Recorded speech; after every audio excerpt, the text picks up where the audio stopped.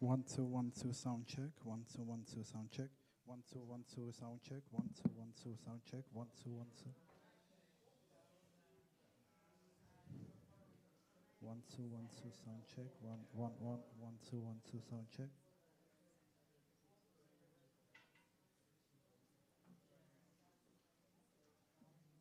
1 2 1 2 sound check. 1 2 1 2 sound. 1 1 1 1. 1 2 1 2 sound check. 1 2 1 2. 1 2 1 2 sound check. Sound check. Sound check. Sound check. Sound check. Checking sound. 1 1. Sorry about that. 1 2 1 2 sound check. 1 1 1 1. 1 2 1 2. 1 2 1 2. 1 2 1 2. 1 1 1. Sound check. Sound check. Sound check. Sound check. This microphone.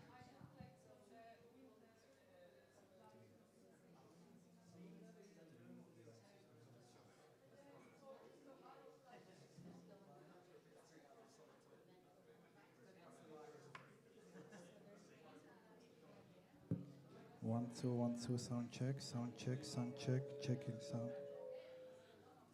Sorry about that. 1 2 1 2 sound check. Sound check. Sound check. Check. Check. Check. Check. Check. 1 2 1 2. 1 2 1 2. Sound check. Sound check. Check. Check. Check. 1 2 5. 1 2 5. 1 2 5. 1 2 5. 1 2 5. 1 2 5.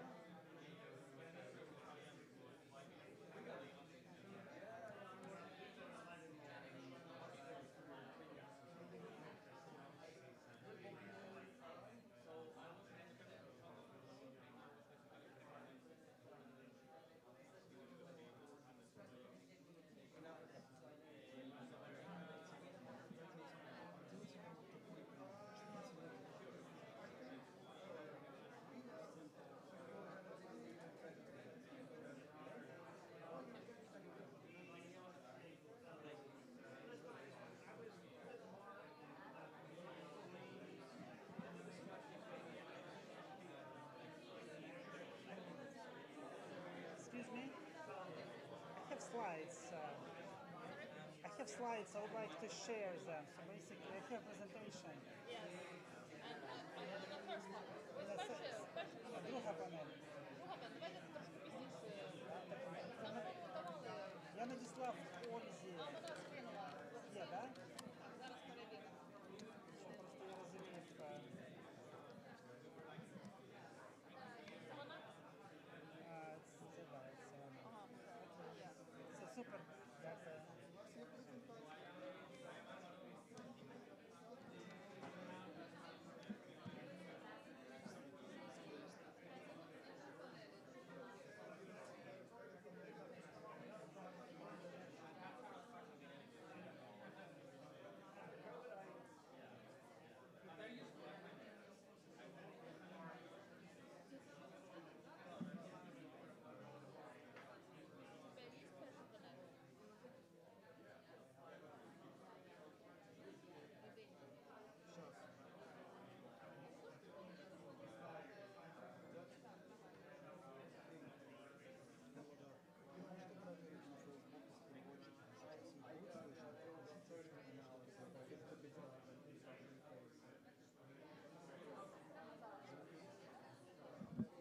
Sound on Facebook. 1 1 test test. I'm testing sound on Facebook.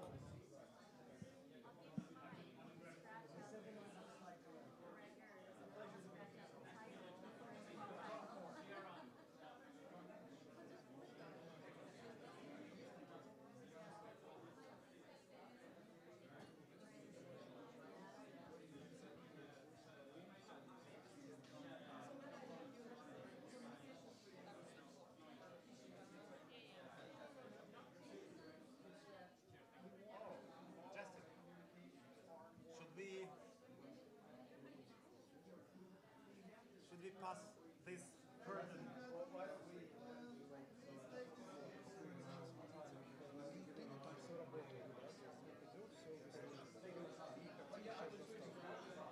Because you are not willing to. У меня на LinkedIn проблема какая с Zoom. Есть кто-то подключился? У меня на Zoom там никого нет. У меня камера почему-то не цепляет. Нет, Zoom и LinkedIn.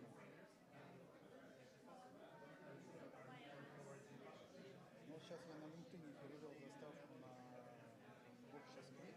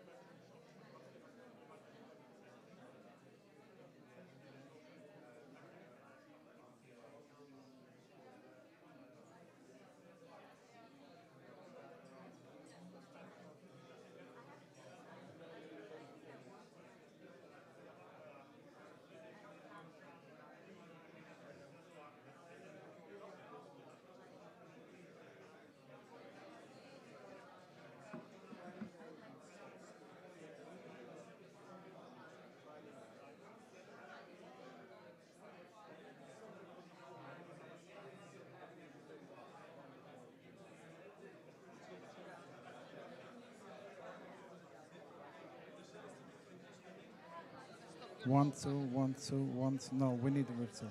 Тут идет микрофон. Yes, we have. Okay.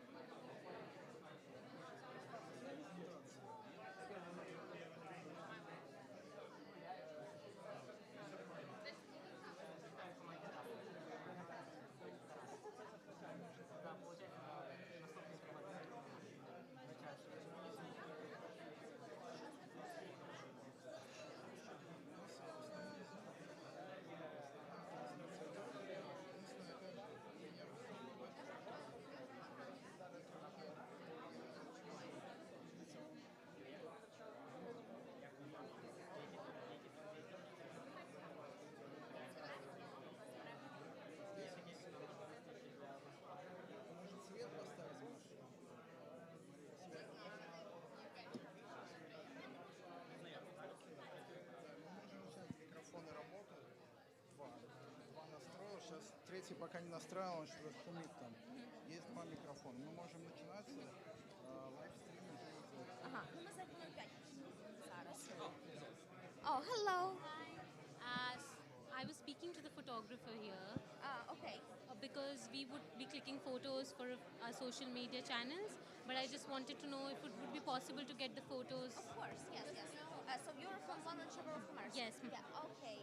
So our photographer, where is she? I have met her. Can I just give her my email ID? Okay. If that works for you. Okay, of course. All right, Yeah, that's, sure. that's Thank super. you. Yeah, thanks to you.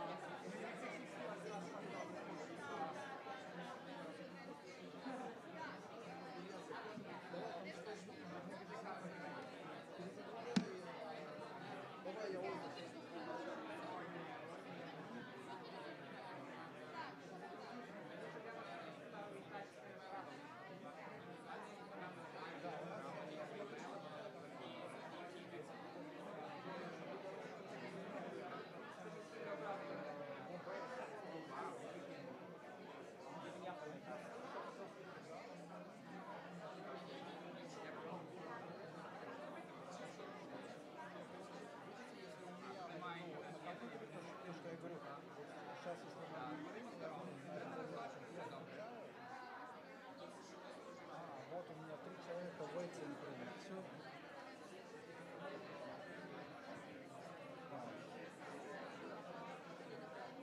Окей, сейчас на мой зум я сейчас допущу людей, кстати. Вот хорошо, что вот это я, что оно... О, отлично, у меня в зуме пошел, все. Видите, у меня люди появились.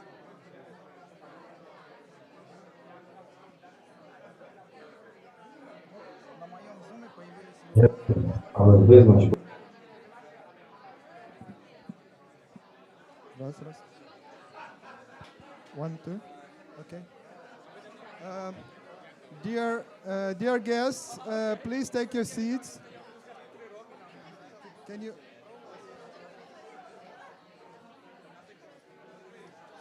Can you sound a bit louder for the speaker?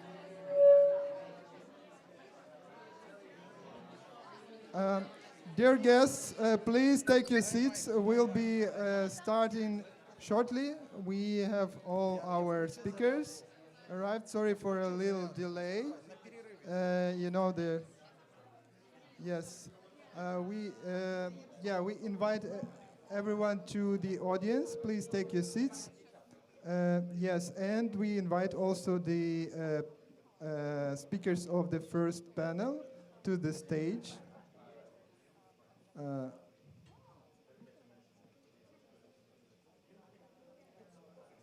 Yes, Ms. Talia Vatman, Ms. Zamazeva, and Mr. Zhepanin, please take seats. Just. Yeah. Okay. Thanks. And we will start with a short introduction.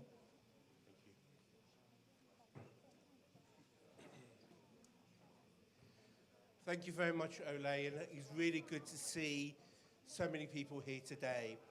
So first of all, my name's James. I'm the head of policy and public impact here at the London Chamber of Commerce and Industry. And I can welcome everybody in the room and everybody online watching today's proceedings. The London Chamber of Commerce and Industry is 100% united behind the people of Ukraine at this traumatic time.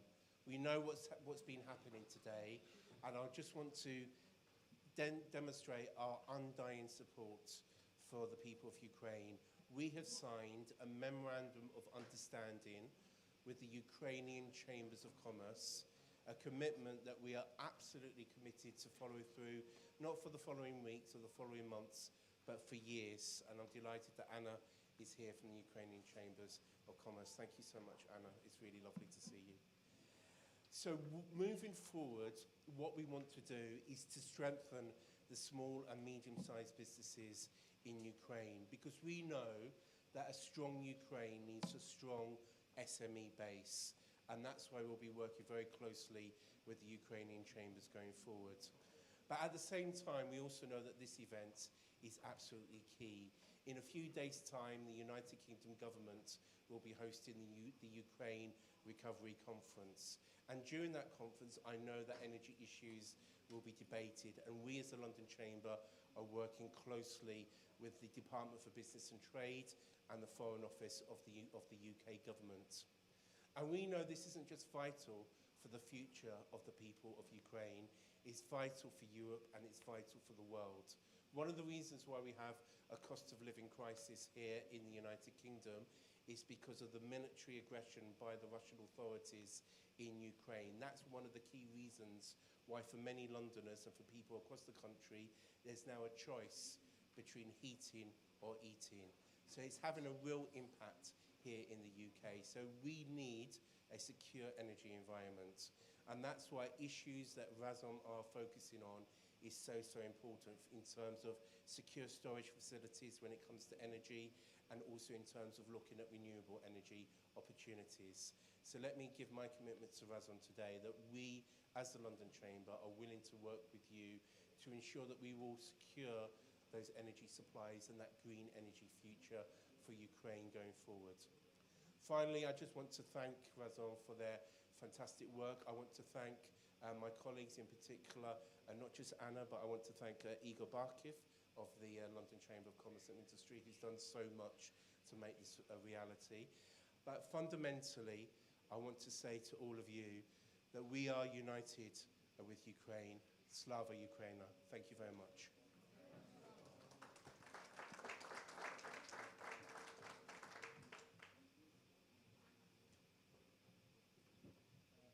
Many thanks for a kind introduction. Yes, please, Mr. Sobolev, yeah, take your seat as well. I will shortly introduce today's event. So my name is Oleg Savitsky. I am a campaign manager of Razom We Stand. We are an international group established last year in response to Russian full-scale military aggression against Ukraine, and we call for a full and permanent embargo on Russia.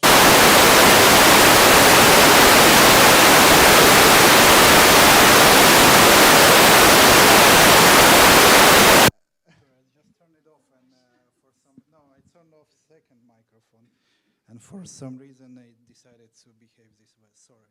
Okay. We should be okay. Okay. Yeah. So, but yeah, Russians, they can do whatever they want, but we will win anyway. What we call for is full and permanent embargo on Russian fossil fuels and exclusion of Russian oil and gas from global energy markets, and to replace it with clean and sustainable renewable energy. And for that, we really need to start the global energy transition full scale, which was called for many decades, and we have an escalating climate crisis, and we now have a crisis of international law and like international security. So fossil fuels, as we see today, they are a means of funding and fueling aggression, and not only by Russia, but also by other authoritarian regimes. So we basically call for a really rapid rollout of investments in renewable energy, both globally and in Ukraine. And today we're going to present a small report which covers the current status of Ukraine's energy sector and our power generation capacities, the crisis that we are facing because of Russian attacks on our infrastructure, and also exploring the potential to rebuild Ukrainian energy grid in a really sustainable and green manner with decentralized renewable energy sources and become a part of clean European grid and to contribute to European energy security. And to introduce shortly our report, I'm passing the word to my dear colleague Olga Yevstigneeva, and she will briefly introduce the report. Yes, thanks Oleg for the introduction. So my name is Olga Yevstigneeva. I am an advocacy manager of Razom We Stand of the Green Post-War Recovery in Ukraine. And when we are discussing the green post-war recovery, it's crucial to present like the picture of the future, but based on the realistic scenarios. And that is very important, what approach will we choose, because it will affect us, our children, and maybe next generations and beyond.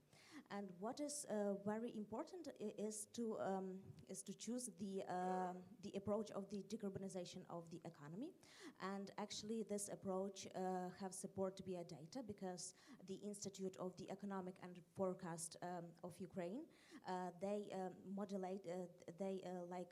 do the modeling of two baseline scenarios: post-war recovery, like based on the fossil fuel economy, and via the decarbonization economy. And what they found out, that the second way will require only 5% more investments than the first, but of course will have a lot of advantages. And that is why and what we are advocating for, just to choose the second scenario, decarbonization of the economy, under the Paris Agreement and also the Green Deal issues and matters. And we write about this in our report, and you can, yes, that is a report, and you can find out via this report the potential of the renewable energy in Ukraine, solar, wind, and also biogases, and much, much more. So you can like take it here. Also, you can download the report via the QR code on the leaflets. And now I am passing floor to our moderators, Susanese. Yes. And wish you all a great event. Thanks a lot. Thanks a lot to Razom We Stand, and thanks a lot and congratulations for this outstanding report that I've read. And I think it's a very timely thing that we have seen in the EU as well. Renewables are the best guarantee for energy security. I'm Susanne Nies. I've been working a long years in Brussels, also in Paris, in IFRI, in NSOE, and I'm now in charge of energy and climate think tank that we want to set up with Poland and with Ukraine, in Ukraine.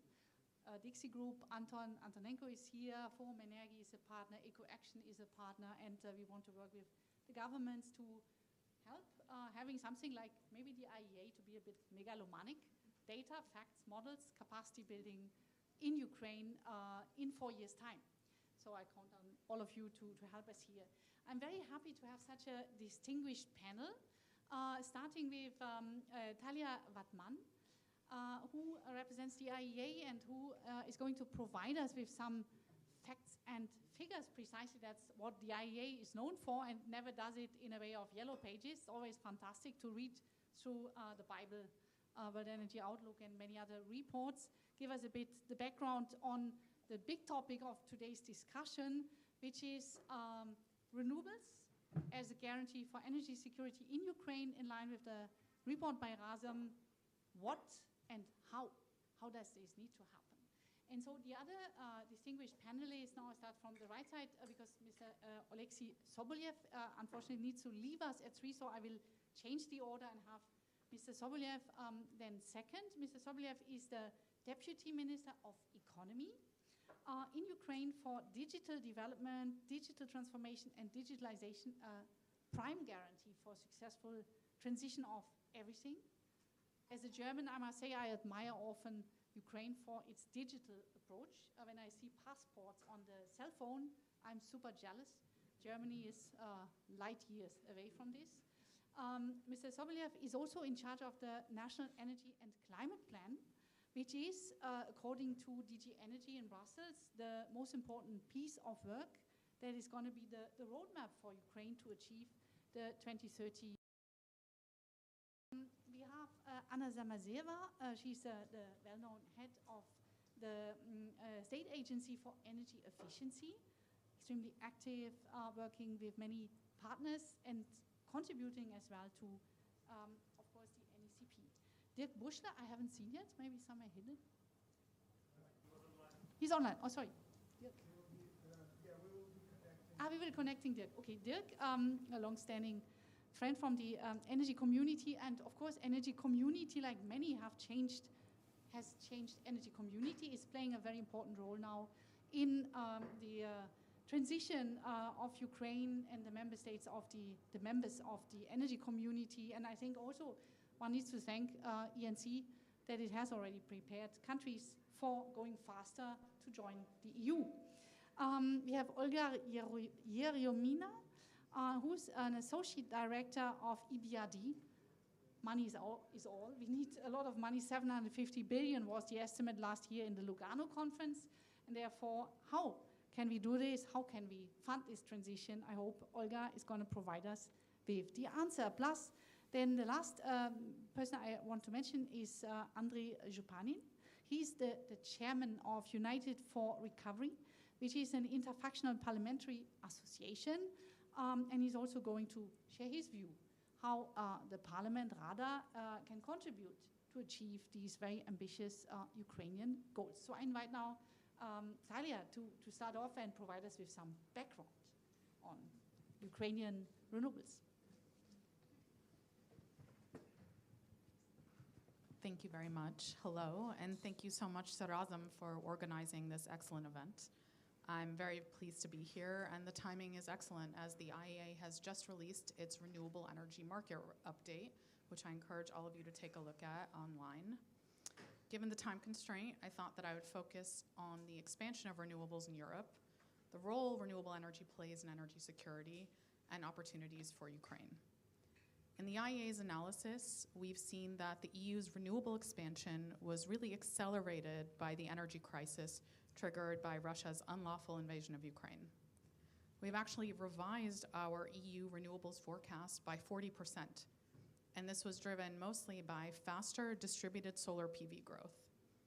And at least 40% of that revision comes after the invasion of Ukraine, from the combination of market conditions and policy actions designed to quickly generate affordable electricity. Renewables can also help Europe displace more natural gas for heating buildings next winter. So from 2021 to 2023, the EU is expected to save roughly 100 billion euros, as low-cost new wind and solar PV are expected to displace 230 terawatt hours of expensive fossil fuel generation. And without those additions, the average wholesale price of electricity in the EU in 2022 would have been 8% higher. So we see directly how renewable energy deployment is contributing to the EU's energy security. And we forecast that additional renewable energy supply in the EU is expected to displace almost 25 BCM of direct and indirect gas consumption in buildings cumulatively over 2023 and 2024. Not only is that saving money and reducing the need for the EU to find additional gas supplies, it is also the equivalent of over 50 million tons of avoided CO2 emissions. Globally, we're seeing that 75% of utility solar PV and wind growth will come from policies that use fixed tariffs and auctions. In Europe, competitive auctions will drive the bulk of that growth, but the pace will depend on policy responses to volatile wholesale prices and, of course, rising costs. The unprovoked invasion of Ukraine by Russia has not only tragically upended lives, but also posed an enormous threat to the resiliency of Ukraine's energy sector, as the availability of power and heat for civilians is being compromised by Russian attacks on critical energy infrastructure and other targets. Ukraine's Ministry of Energy has estimated that by the end of the 2023 winter heating season, Ukraine lost 44% of its nuclear generation, 78% of its thermal power plant capacity, 75% of wind, and 20% of power generation. As of April 2023, the World Bank estimated total damages to the power sector only on territory controlled by the Ukrainian government at $6.5 billion US. And the actual recovery costs are likely to be at least several times higher. For Ukraine, increasing the share of renewables in the energy mix presents a chance not only to substantially increase its energy security, but also to increase resiliency as the country moves towards its longer-term goals of European integration and decarbonization. In 2020, renewable energy accounted for roughly 5% of Ukraine's total energy supply and roughly 12% of its electricity generation. And this is largely driven by biomass and hydropower. However, even before the invasion, Ukraine was working to boost the share of solar and wind, which accounted for roughly 7% of power generation in 2020. Renewable energy, combined with flexible power generation and Ukraine's nuclear fleet, can decarbonize the country's energy sector. And the significant renewables potential in Ukraine can substantially change the country's energy mix and allow it to become a clean energy hub for Europe, in addition to bolstering its own energy security as well as Europe's energy security. The emergency synchronization with LCCI in 2022 has pushed Ukraine headfirst into this process. But substantial work still needs to be done to change Ukraine's electricity market, design, and how it functions, while also investing in modernizing and updating the power system. A lot of work has been happening, and we commend the government for moving quickly on the renewables and the electricity market transparency laws. but there is still a need to increase the flexibility of the system by developing a balancing and ancillary services market to provide incentives, strong incentives for the provision of efficient and innovative balancing and flexibility services. We also see the need for a strong commitment to further deregulation and to not return to price caps in order for new projects to be adequately incentivized to encourage investment. Ambitious targets should be creative, aiming for a level playing field. This will allow markets to adequately evolve to encourage investment in clean and affordable technologies. From a policy perspective, making changes to market, regulatory, and operational frameworks can lend additional...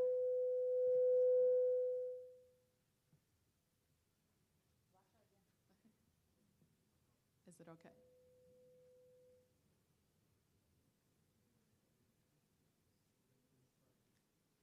Is it okay now? Okay. It's okay. Oh, yeah. Okay. This in turn can open the door for other technologies and including eventually clean hydrogen. And of course, those plans need to make sense with Ukraine's energy efficiency strategy. So an integrated approach to planning and coordination is key across all relevant government entities. The pace of investment in and the penetration of renewables is rapidly speeding up in Europe.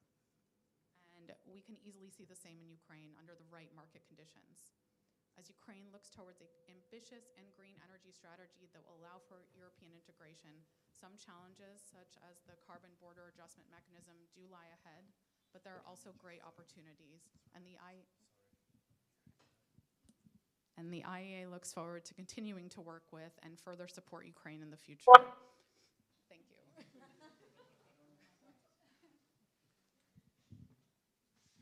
Thanks a lot, Talia, for this comprehensive overview and insisting so much on the need for market reform. I'm sure that Dirk Busche, the energy community, has his market observatory, is going to talk about it as well. There will be discussion with all of you. You're all experts on energy and climate, but in the interest of time, I would suggest we move on now.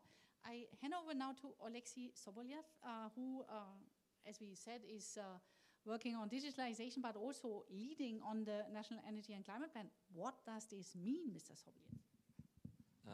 Thank you so much. So here's a brief story of how Ministry of Economy, why is the National Energy and Climate Plan ended up in the Ministry of Economy, and why is it involved there? So we've been tasked by the President to develop, and also our international partners, to develop a comprehensive vision for Ukraine's recovery. So like how the economy is going to look like in 10 years, like what are we going to be building because of all the destruction. To put it in perspective, over the last 30 years of Ukraine's independence, Ukraine has mobilized $54 billion of foreign direct investment. That's total, right? And you have heard all the numbers and you know them very well of how much damages Russia has done. So basically we're starting anew, and even like not with zero, but with a negative number of investments in the country, which means we more or less free to build whatever we should be building. And that's how we're going to present the vision tomorrow with Mrs. Sviridenko, presented it during the London conference, and there's going to be like publications about that. But then it will be based on 9 sectors. I will list them all, and then we will understand how the National Energy and Climate Plan is important. So first, we see Ukraine as a provider of food for 600 million people. It is completely feasible, and here you can understand like how green agriculture could improve this position. The second part is we see Ukraine as a reliable source of green energy for Europe, and Ukraine could be a big partner providing big part of the energy. So like directly green energy is part of overall general economic vision.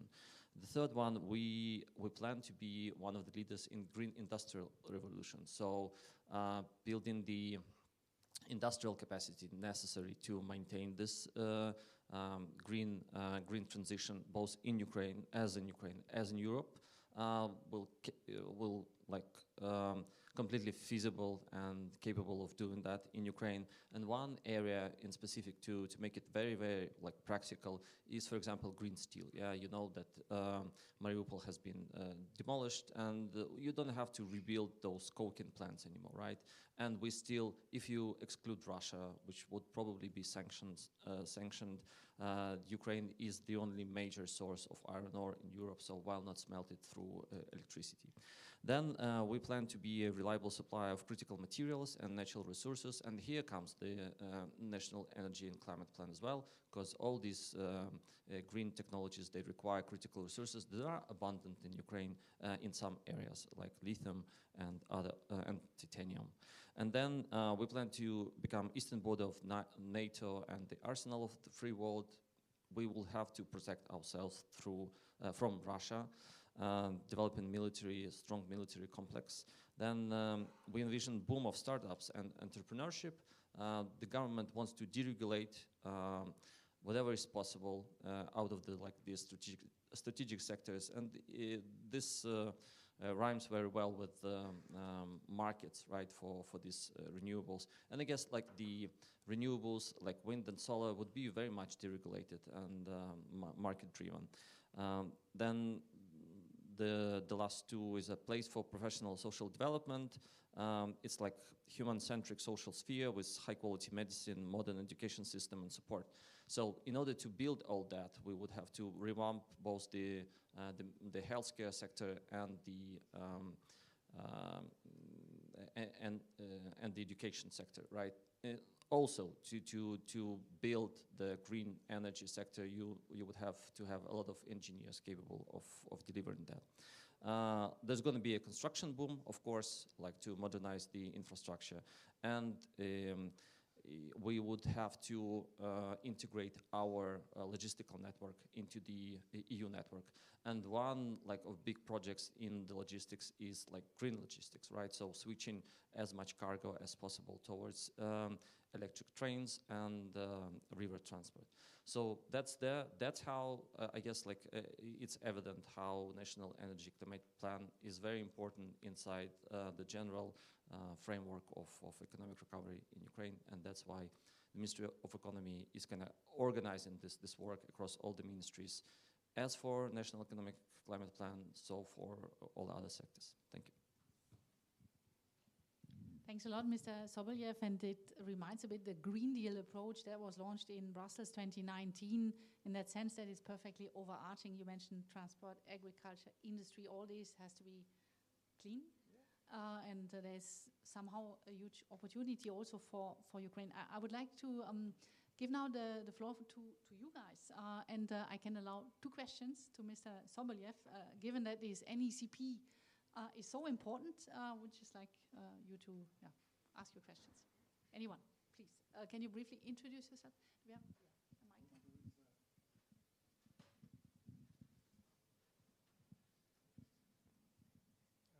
Thank you for your remarks. Just a quick question. You mentioned, for example, Mariupol, of course, has been devastated by the Russians, and there is obviously a need for rebuild. Before the war and continuing during the war, there's a very rich private sector in Ukraine as well, whether that's fossil fuels as well as renewable energy. I just wanted to get a note on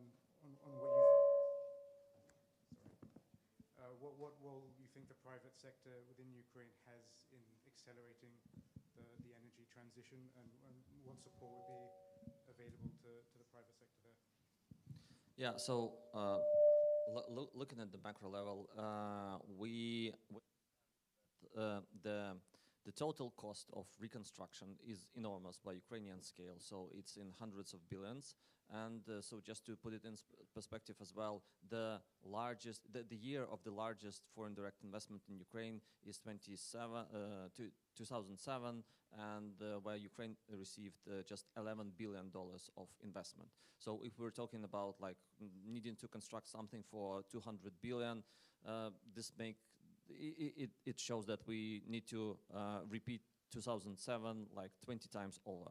So what we also understand, so this is like a huge task, but what we also understand is that like 80% of all this cost would come from private sector.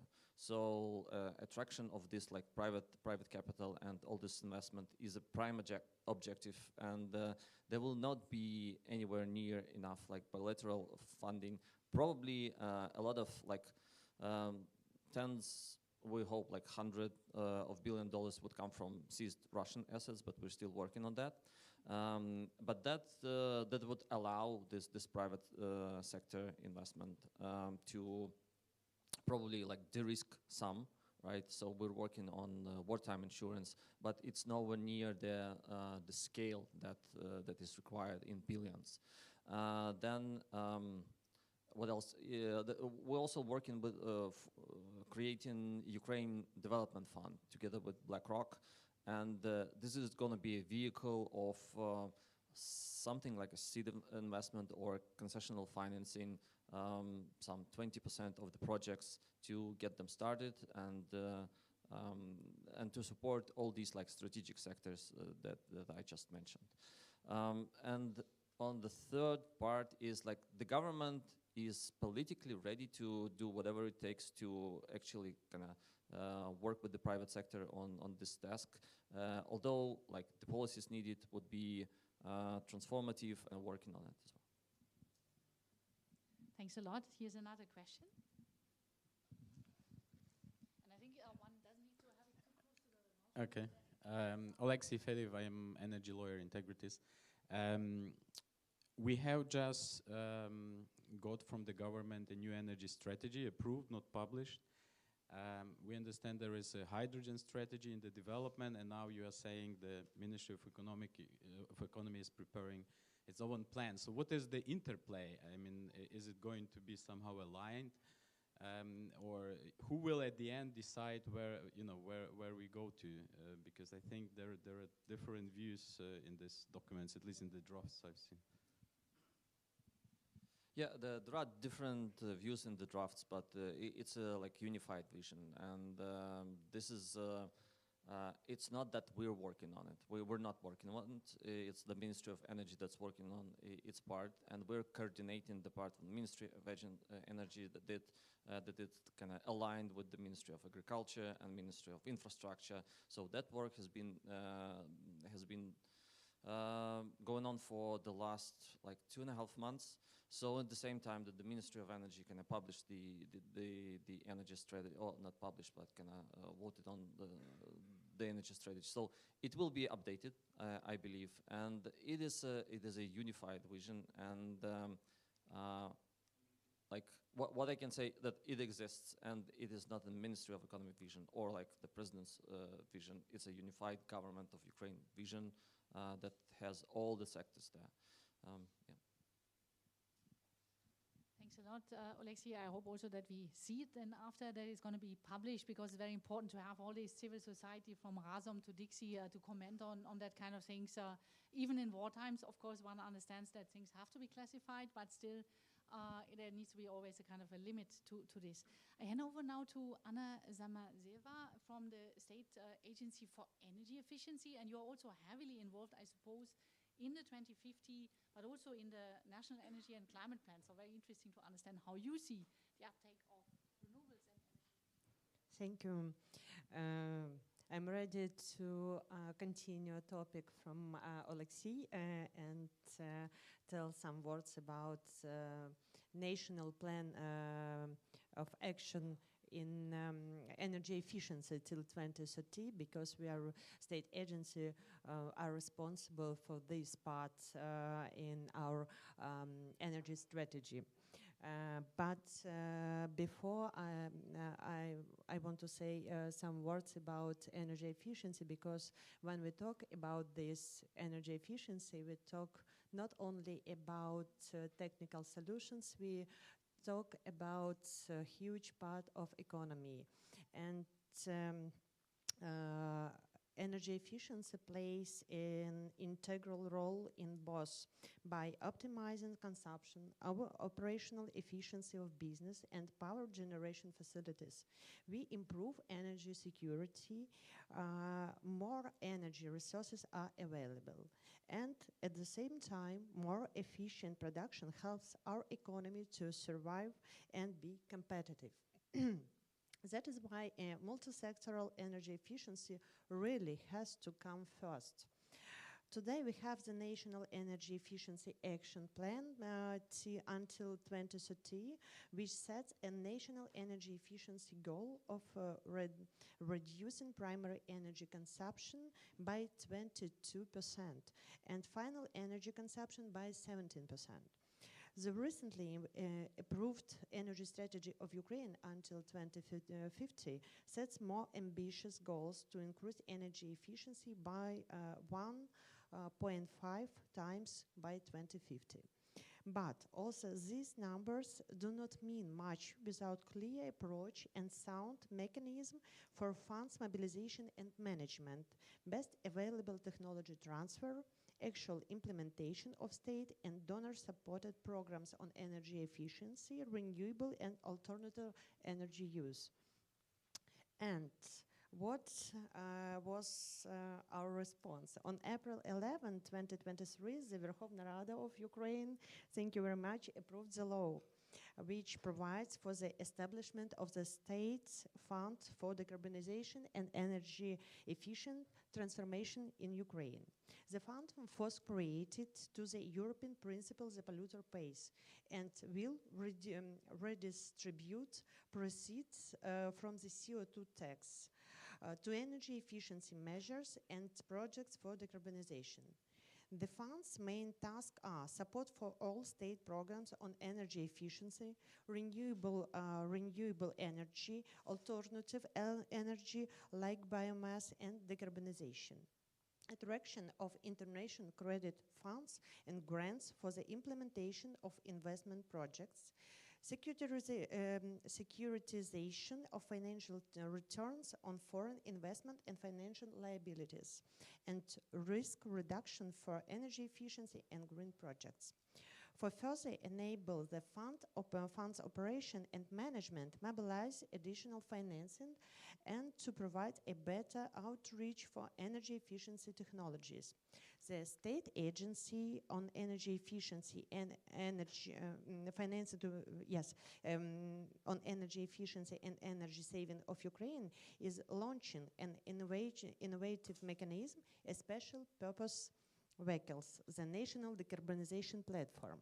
Some words about our platform showed mobilization and management of financial resources with the application of a full range of financial mechanisms, lending, leasing, guarantees, factoring. Best available technology transfer and access to all groups of public and private consumers. Promotion of implementation of energy management system and ESCO projects. The National Decarbonization Platform is the first revolving instrument of state support for energy efficiency and low carbon development projects at various levels and in all sectors of the economy. The platform will provide preferential lending guarantees and securitization of financial leasing services for energy efficient equipment availability on the Ukrainian market and for all groups of consumers. You can see this through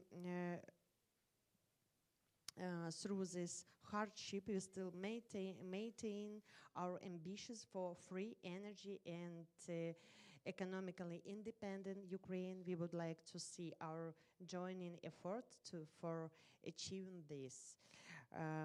I would like to thank you, organizer, for the opportunity to deliver this information today's event. And dear friends, I invite you for cooperation with state agency for our national decarbonization platform, and I hope we could you stand with Ukraine all time, and we rebuild our Ukraine. through energy efficiency, the first principle. Thank you very much. Excellent. Energy efficiency first principle is something also in, say, EU countries we have to yet understand, I guess. I have a question to both of you, Anna and also Oleksiy Sobolev. You didn't mention, none of you mentioned decentralization. And when you talk to the policymakers in Brussels or to NGOs in Ukraine, you hear this a lot. The region, the cities, they need to address the challenges they have. 500,000 diesel generators have been sent to Ukraine last winter to survive. There's now a program to replace those with solar plus storage. Regions are very instrumental to this. What's your take on this? What's the future of Ukraine with respect to more decentralized operation? And what is your take also on implementing the necessary rules? We have this in the EU already with the clean energy package and all these rules that allow consumers to participate in the market. Yeah, I will just add that when we were preparing the energy part of this overall economic vision, we did discuss the distributed networks and diversified energy sources with big participation from just private individuals. So I guess it will be embedded into this vision, and then the policy will come towards that. So I hope that the vision stands, and kind of whenever there's a discussion on what we need to do, like we're gonna look at the vision and saying, yeah, well, we aim for distributed networks, so let's put on the policy that private consumers could actually participate in that. I think the better if Andrew give answer on this question, because now they have our Ukrainian parliament have initiatives in our legislation and new law 9011D about this. Okay.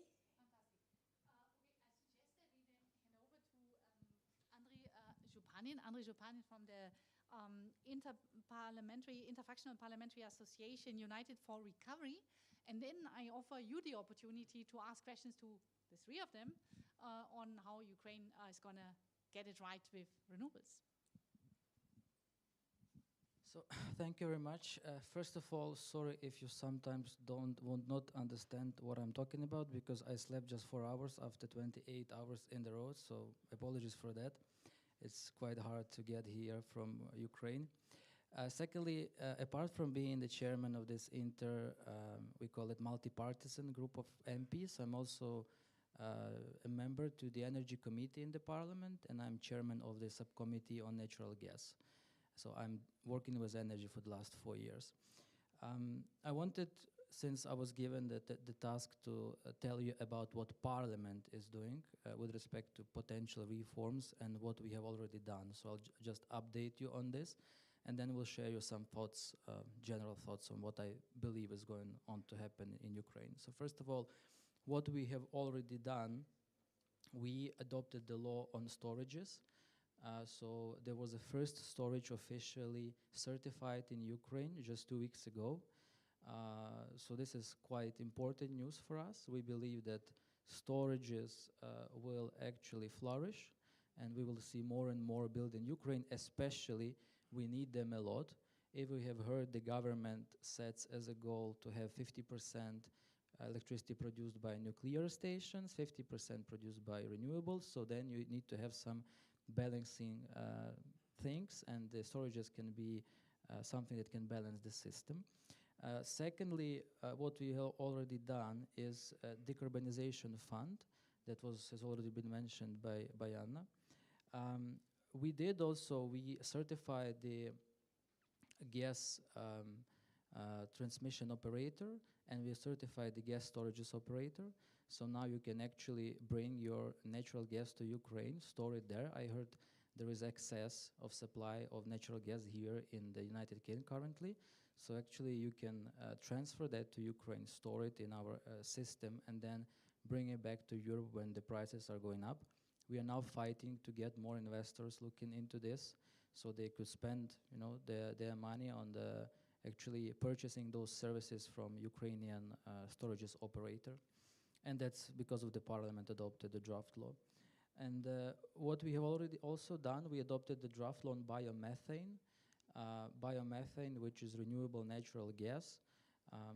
The law was adopted just a year and a half before the war started. But despite the war, there is already first biomethane plant that opened in Ukraine in March, so just 4 months ago. They are pretty small, but we have, I think, large potential for more biomethane plants in Ukraine.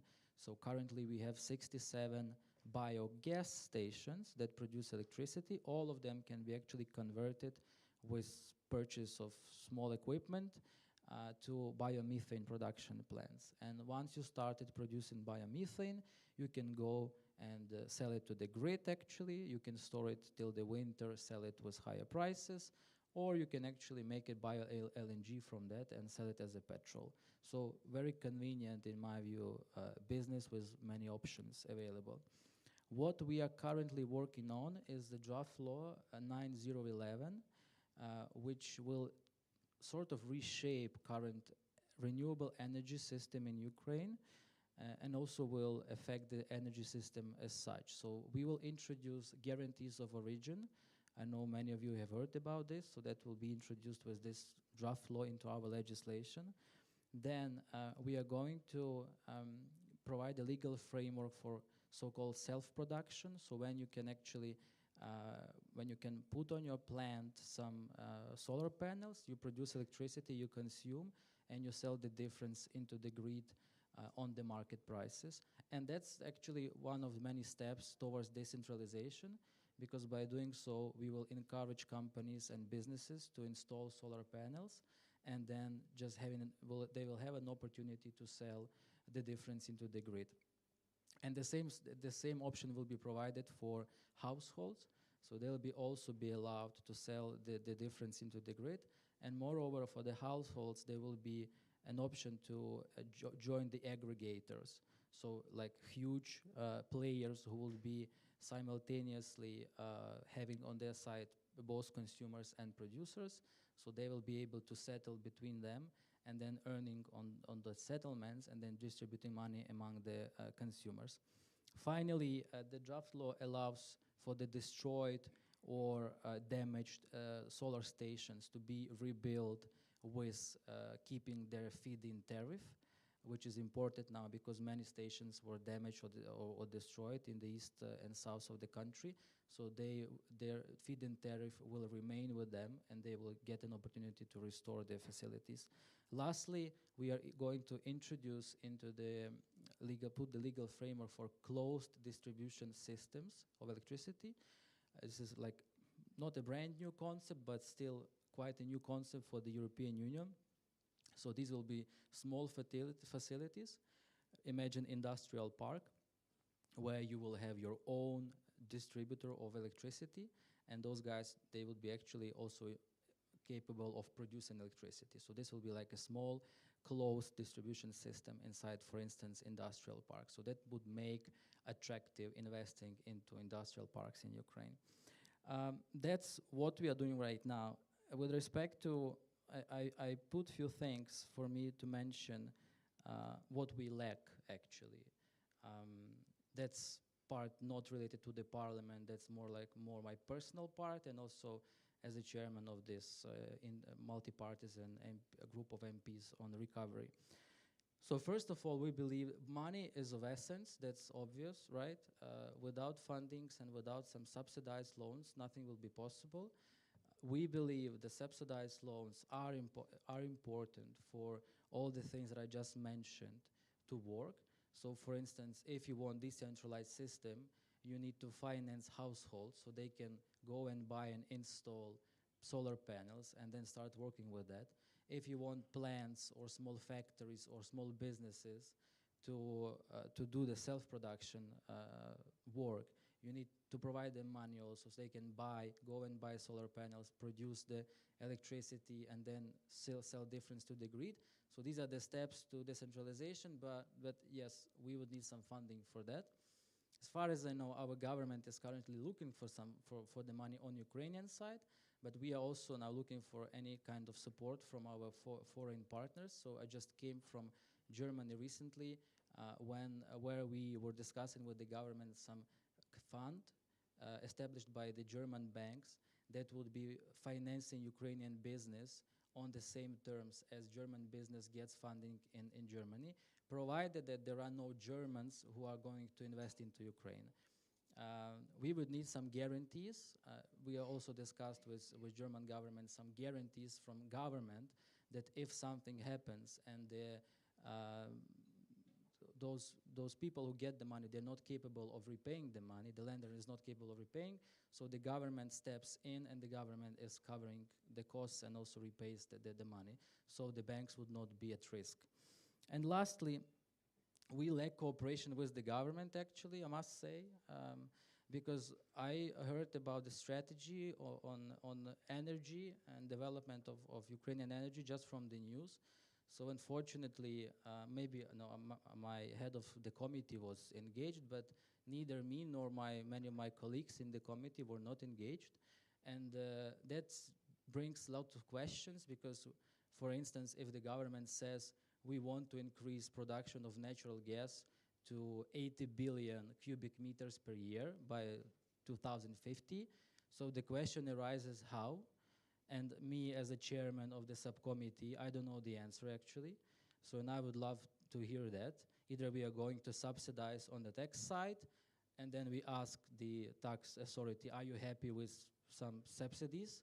Or if we are not going to lower the taxes, how are we going to subsidize that? So those are the questions we lack. That's our internal problem, but I think we will sort it out. And the most important thing, and I'll finish on this, we need trust. So we earned trust on the battlefield. Western allies are helping us because they trust us. We should also earn the same trust on doing business in Ukraine and on investing into Ukrainian energy. Because we promised a lot. So when I came to the parliament, we had the 5-year period when taxes on the extraction of natural gas in Ukraine would not be changed. So that was put into the tax code in Ukraine. So guess what? We changed them after 2 years. So and that's why. So we need to be consistent. And I really hope that this is the event, tomorrow will be the event, where this will be a turning point for the country. So if we started saying we are going this direction, so regardless of the price, we are going that direction. Thank you very much.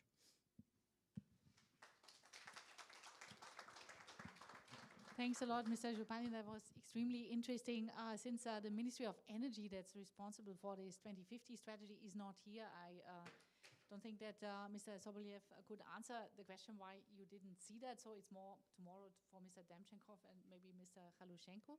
Thanks a lot for this explanation. I was impressed when you said that renewables produced by consumers, decentralized, can be sold to the market at market conditions.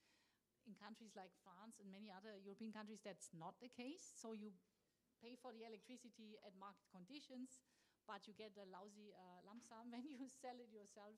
Therefore, I think in many senses, Ukraine can really go beyond European standards. You had the COVID crisis like everyone, but you have this horrible war. And I think you are just like really bold and you can go beyond what we are trying to do in the other European countries. Let's briefly have, in the interest of time, I don't know exactly, Oleg, can we, because we started later, how much time do we have still? Maybe one question, but how much time altogether we have? 15 minutes or what? Like 10 minutes. 10 minutes more? Okay, so we have one question, so please the best question now from the audience to our great speakers from various Ukrainian institutions. Any question? Please, make it short, crisp, clear, not too diplomatic. Yaroslav Petrov, Asters Law Firm. So the question is to Andrei, maybe, when do you see, based on the draft law which we have and the general kind of situation on the market, when we can expect unlocking of corporate PPAs which can be used in order to unblock investments to renewable energy? because right now the only mechanism to invest is actually to do projects based on merchant markets, but corporate PPAs will be very helpful to unblock it. Thank you. Yes, we are now discussing this problem, and there are some chances it will be resolved in the draft law that we are currently working on. Although I cannot promise that because it's very extensive document for more than 100 pages. But unfortunately, not everything depends on me, and I think you know that. So yeah, but I'm on the renewable side, and I think from the things that I did in the committee, people who are, they're watching what the committee is doing, they believe that and understand that if, there is a chance to be on the left, on the right side, I'll be on the side of the renewables. Thank you. Thanks a lot. Maybe in the break after, there's time also to ask more questions. Thanks a lot for the great contributions. Mr. Sobolyev unfortunately had to leave us already. I would like to invite now Dirk Buschle, who is online to speak to us. Dirk has been since many years the Deputy Director and also the Legal Counsel of Energy Communities, teaching in Collège d'Europe of Bruges. Dirk, where is Ukraine in terms of climate and energy provisions? And please feel free as well to comment on what you just heard here from our other panelists. Thanks a lot, Susan, and good afternoon, everybody. First of all, can you hear me well?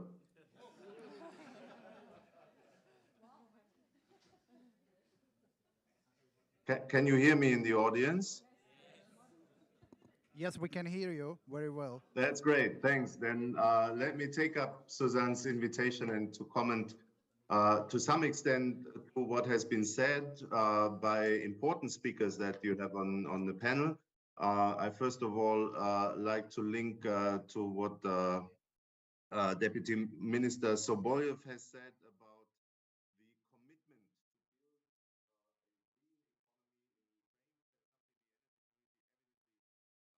fully and very much subscribes to and supports. I think we will see a lot of electrification, a growth in demand of renewables electricity in Ukraine already during and definitely after the war. And this is the time for what we called in the energy community a renewables renaissance. To support that, we have also signed the memorandum of understanding with the government. And we call it a renaissance because we know that we don't start with renewables from scratch in Ukraine. There has been important investments already taken place before the war. I have been personally involved also in sorting out some problems that these investors have encountered in their cooperation with previous governments and in actually making sure that the commitments the government entered into were also kept. And I think this would bring me to my 2 points that I would like to make here. What Ukraine requires to make this renewables renaissance happen, and I'm very happy that this goes together well with what Andrei Zhupanin has just said, are 2 features, and one of them is trust, and the other one is a good design. Trust is something that is very much in focus also of tomorrow's and the day after's discussions at the URC in London. There will be new partnerships that the Ukraine will enter into with the G7 plus, the body that coordinates lots of the supports that go to Ukraine. And evidently that is meant to encourage and foster private investment in the Ukrainian green sector. The energy community has the honor of contributing to building that trust through its regular activities, but also through the market observatory that we have established for that purpose. And we're also engaged, and that's another thing that will be kicked off at the meetings in London later this week.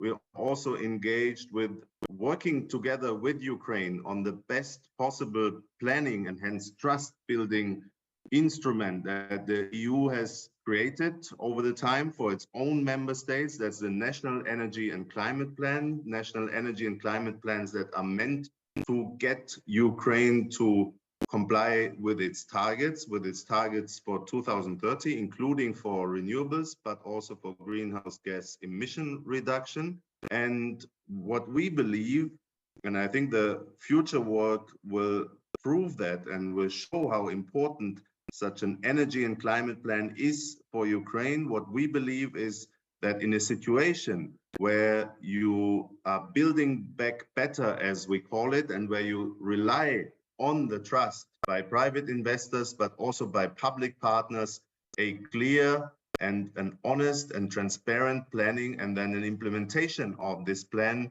is the first and very important fundamental condition. And we will start the work on that, as I mentioned, as from in 2 days. Now, in the end, it will not be the plan, of course, that will decide whether and where the investments will go. It will be the markets and it will be the conditions in Ukraine.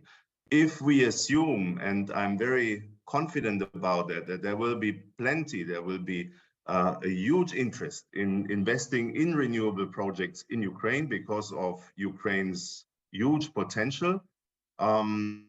Then where this electricity, if we're talking about renewable electricity here in the first place, where that electricity will be sold to, whether the European markets or the Ukrainian markets, where it is very much demanded because of this electrification of the country and the green electrification of the country, all that will depend on the market design. And this is now a real possibility. What the energy community is also doing is integrating Ukraine in terms of electricity in the European system and the European markets through market coupling, for instance. So this choice is real. That, by consequence, means that in order to remain or to become attractive, the Ukrainian market design also needs to be adapted. That first and foremost applies to the spot markets, day-ahead market, and intraday markets, where renewables, according to Andrei Zhupanin's draft law as well, will play a much more important role, will play a direct role, will actually directly sell into these markets.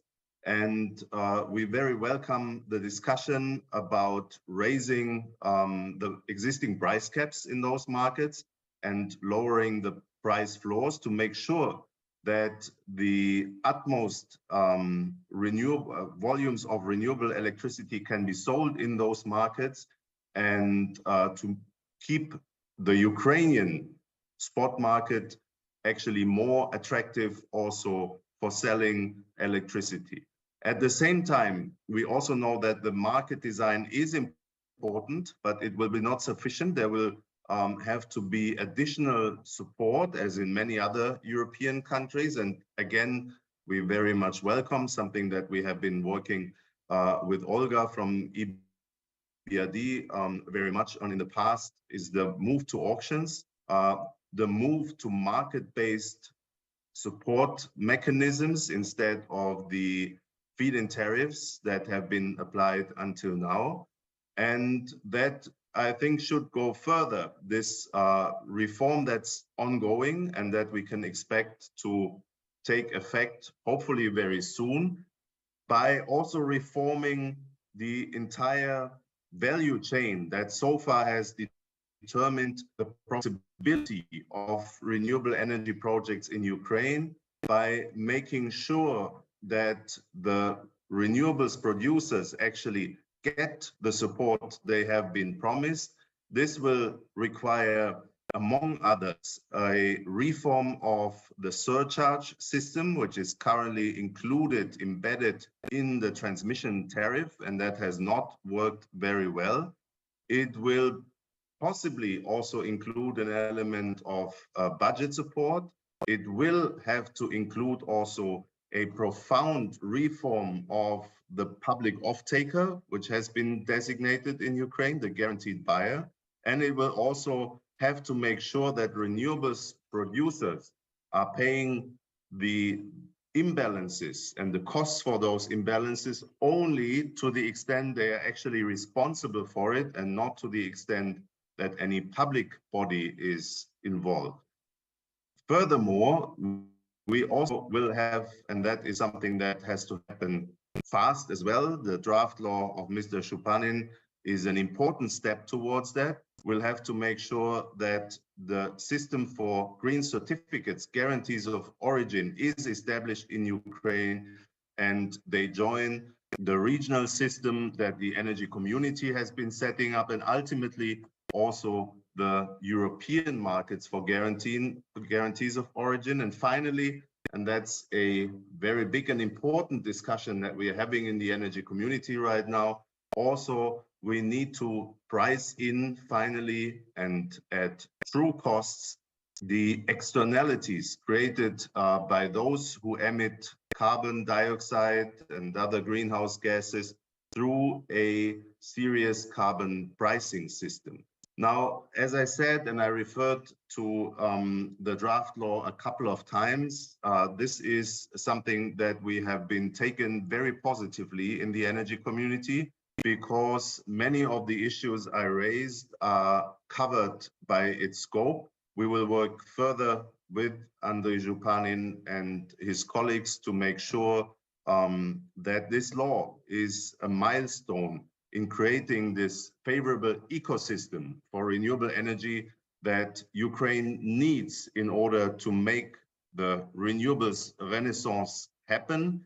And as has been mentioned as well, this does not only apply to large-scale projects, but should and will also extend to prosumers, to consumers producing and selling their own green electricity, because the resilience that comes with decentralization is an as important element and feature as the decarbonization itself.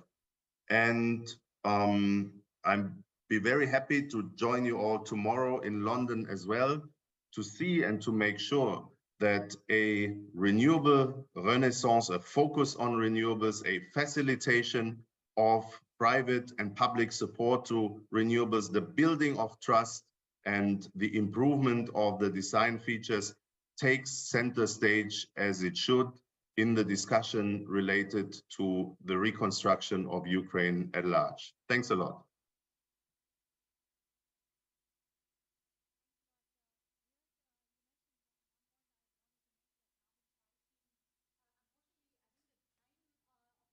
Nearly over.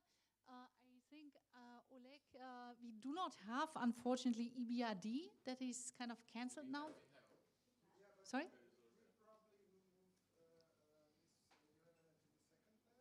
Okay.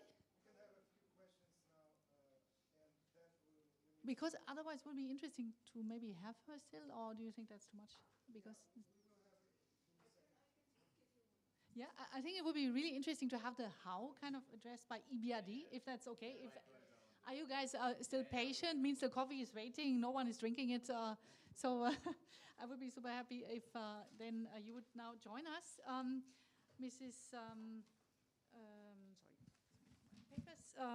So we have Olga Iriomina. She's an associate director, senior banker in the EBRD, that takes a visionary and at once pragmatic view, as I was told, and it's interesting to understand how do you see, Mrs.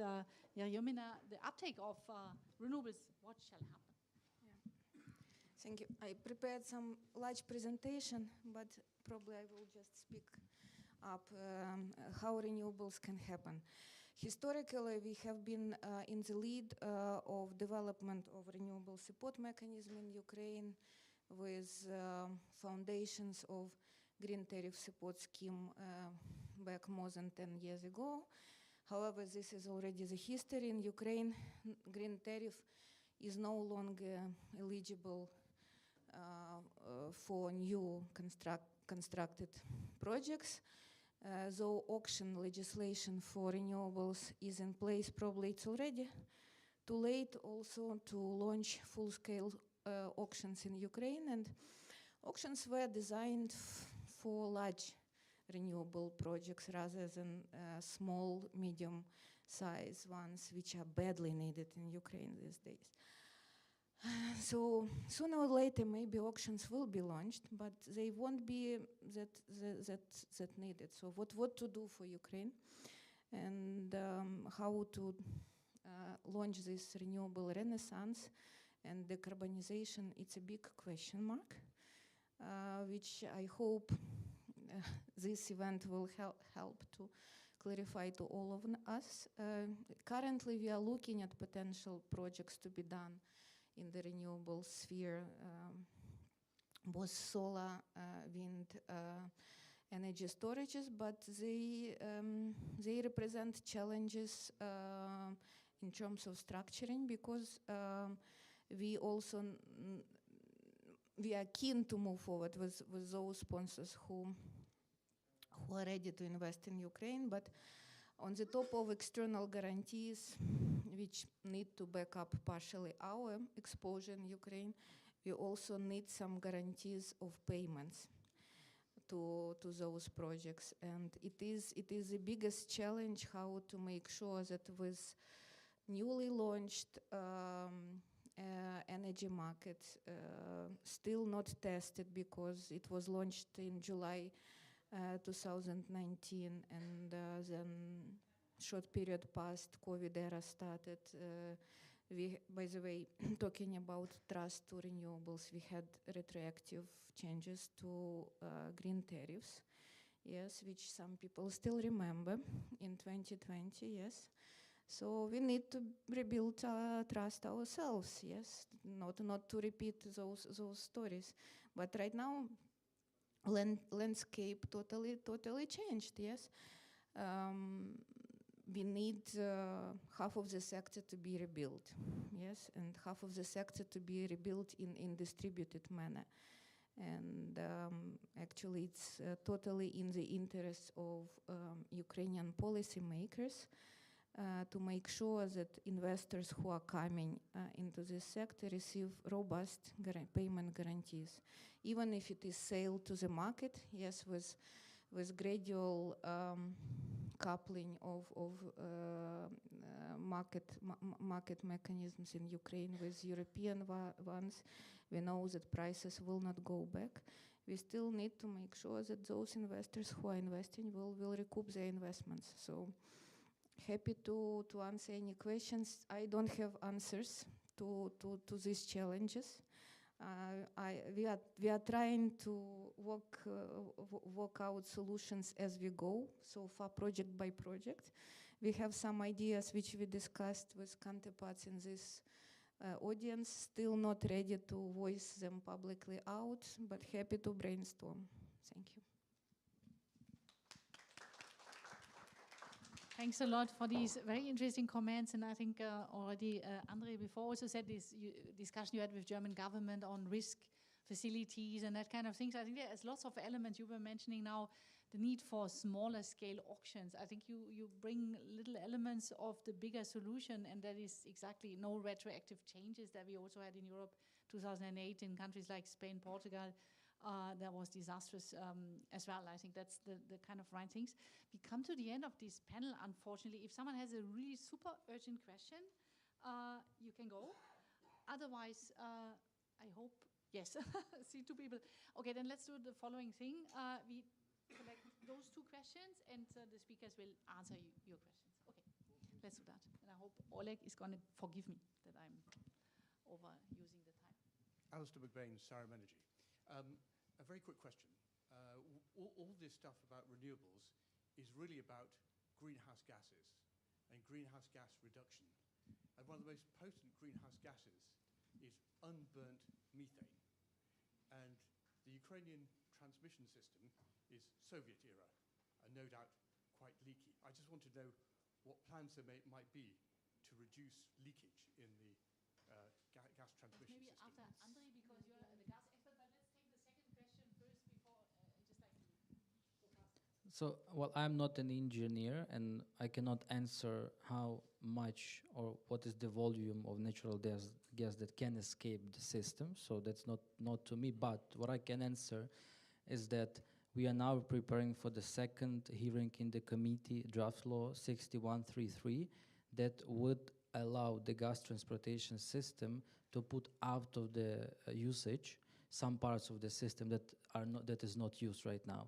So the system was developed in the Soviet Union, and it was developed for the volume of over 100 billion cubic meters of natural gas.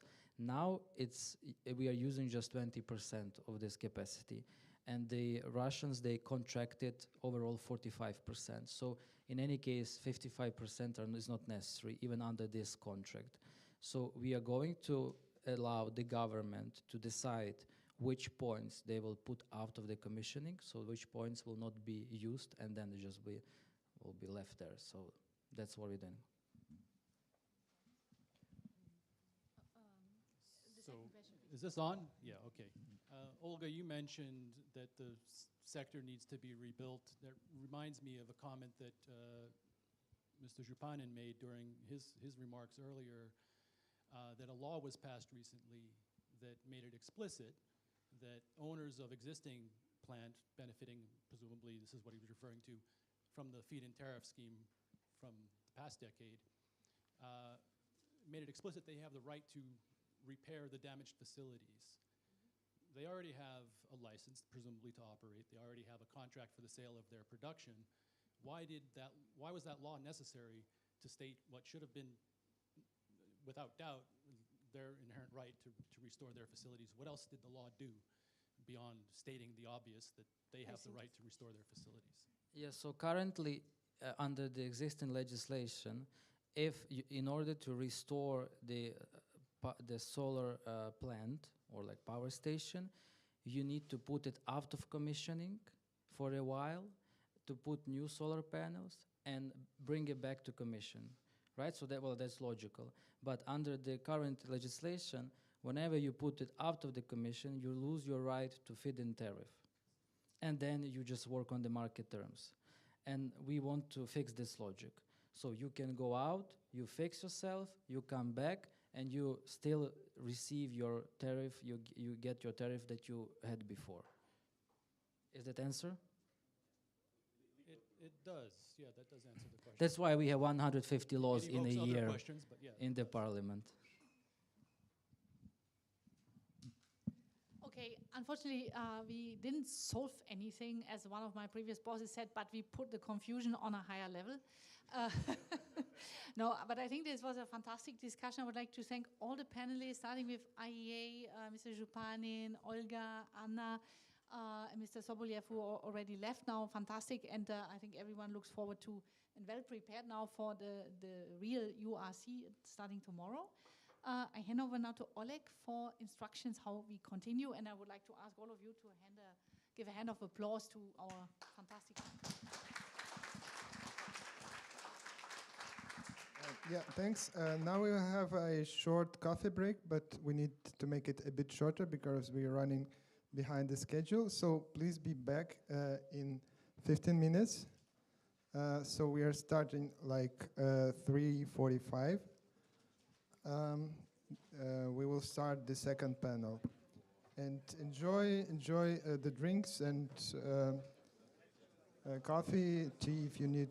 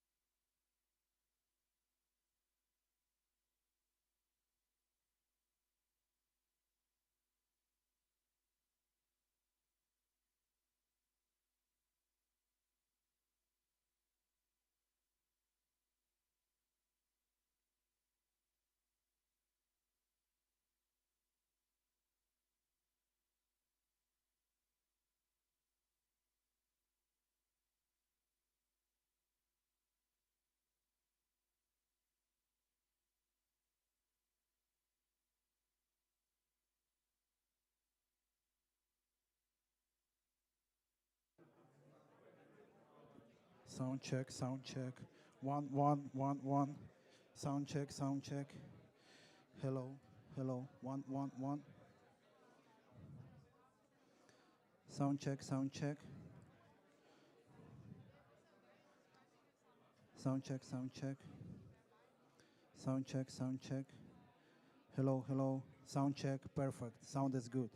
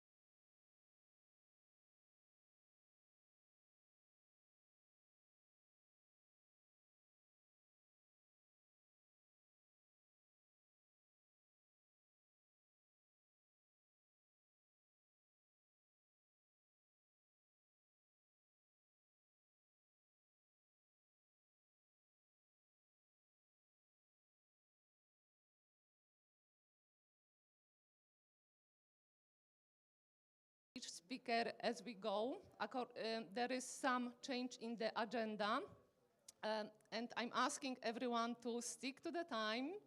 So we speak 6 minutes. When you approach 5, I let you know you need to wrap up. We will have questions at the end, apart from second speaker, because he has to leave earlier, so I will allow questions for him. I hope it is okay. So thank you for your attention, and now we go to Christopher De Beer Walker, and let me look at the title of his presentation. Investments in Ukrainian renewable energy rebuilding and global clean investment trends, how to reach a fivefold by 2030. Over to you, Chris. Yes, please. Thank you. I'm going to keep to the 6 minutes. So here we go. 2 parts. What's the size of the problem, and how are we going to deal with it? So let's start with the size of the problem. If you just take Ukraine out of the equation, the non-OECD economies are burning coal like this. This is how it looks. Coal-fired generation is growing by 6% per year. So Ukraine is in that mix somewhere. Non-OECD OECD economies are, whilst their coal generation is dropping by about 1 and a bit %, their gas generation is growing. So what do we got here? We got a stuck in transition situation. And now if you look at, let's say, an economy like the United Kingdom, in my title, by the way, it was trends, so I'm giving you some trends, so I tick that box. I'm trying to get it in within 6 minutes. If you look at the United Kingdom, which is considered to be quite a strong grid, okay, the United Kingdom, because of the way the grid is designed and where the renewables are placed, it's costing the system £1.5 billion a year in congestion costs. Okay, £1.5 billion a year. If we do not substantially change that dynamic, it will cost £3.5 billion a year by 2030. Now, why am I bringing United Kingdom into this? Because you're just looking at a fairly modern economy here with a fairly strong grid and a fairly ambitious renewable plan. But you still have problems. So, how are we going to solve this problem? Got to keep this interactive. So, who in the audience here comes from a sort of a policy background job? Any policy? We got 1 over there, 2. Anyone over there? Stop chatting. Anyone? Policy? No. Okay. So, oh, we got someone else. You can actually cross 2 types of jobs. Economy, system economy. Anyone system economy? There's another one. What about, let's see, social? Who covers social issues? Everyone covers social issues. I'm wondering what you guys are doing over there. And what about power sector actual infrastructure, the physical bit?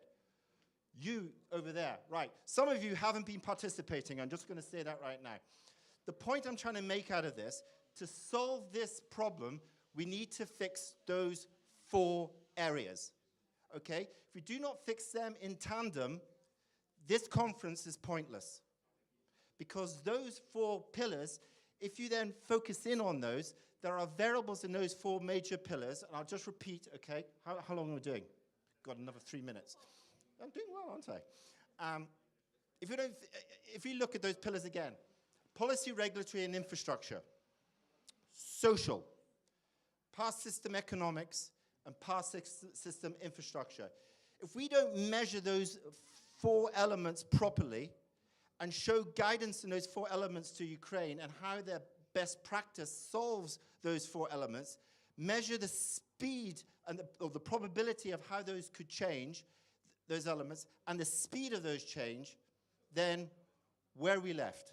So this is the solution. The solution is to be able to get a proper measurement on these elements and drive the policymakers and guide the investors. So you're driving policymakers and you're guiding investors, and that's the way you're going to be able to solve this problem.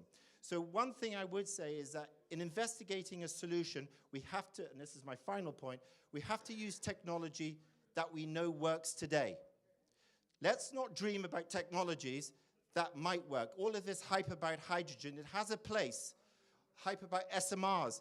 In the future, it will have a place. In fact, I would suggest to you that SMRs, that small modular reactors, may be the technology of focus in 2030s by repowering coal. So I'll leave you with one last message. Wherever your solution lies, it's going to be, one, repowering coal, and two, reuse and repurpose your current grid. If you don't do that, then it's going to be all a pipe dream, and you're going to be facing the same kind of magnitude of problems that the United Kingdom has got now. 6 minutes? I'll tell you what, a prize, I'll hand it over. Thank you.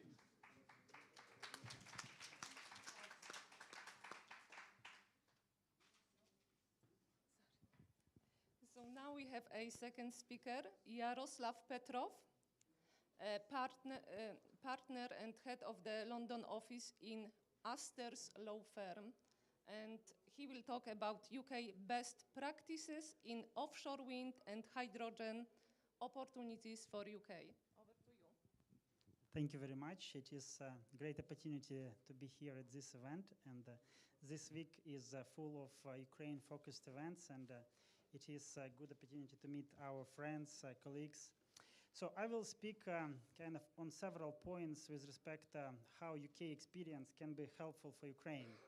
And you will be surprised to hear that actually several weeks ago, most of the UK energy lawyers were speaking about Ukraine. They were amazed because there was an interesting article in the Herald about the fact that Ukraine during the war has managed to build more wind projects than England last year.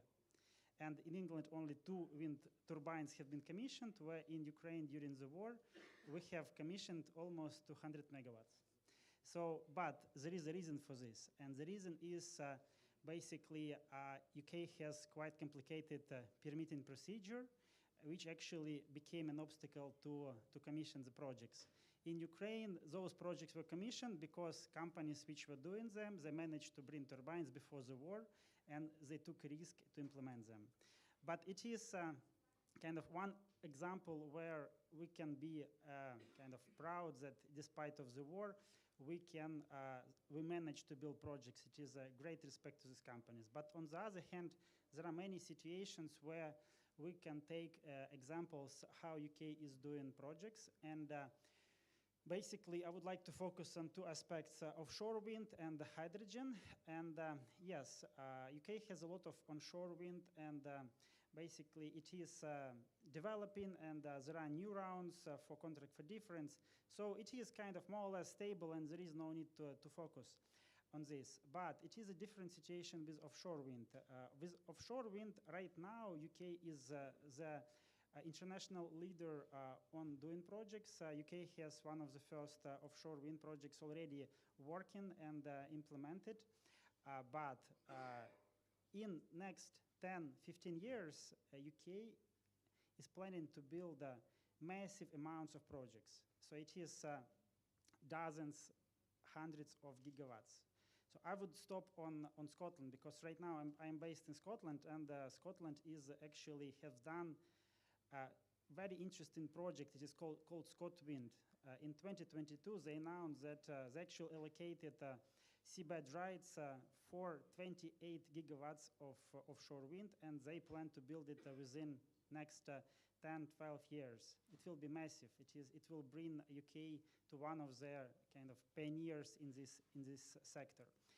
And the point is that we can learn about this experience, and it is important to understand that, yes, Scotland has announced this project, they allocated them, but right now it is possible to see also what type of problems there are in implementation of these projects. For example, there are problems that all of these projects has been allocated at the same time, and right now all of the permitting authorities, they should issue permits at the same time. It is very kind of difficult for the government to allocate and permit the projects in parallel.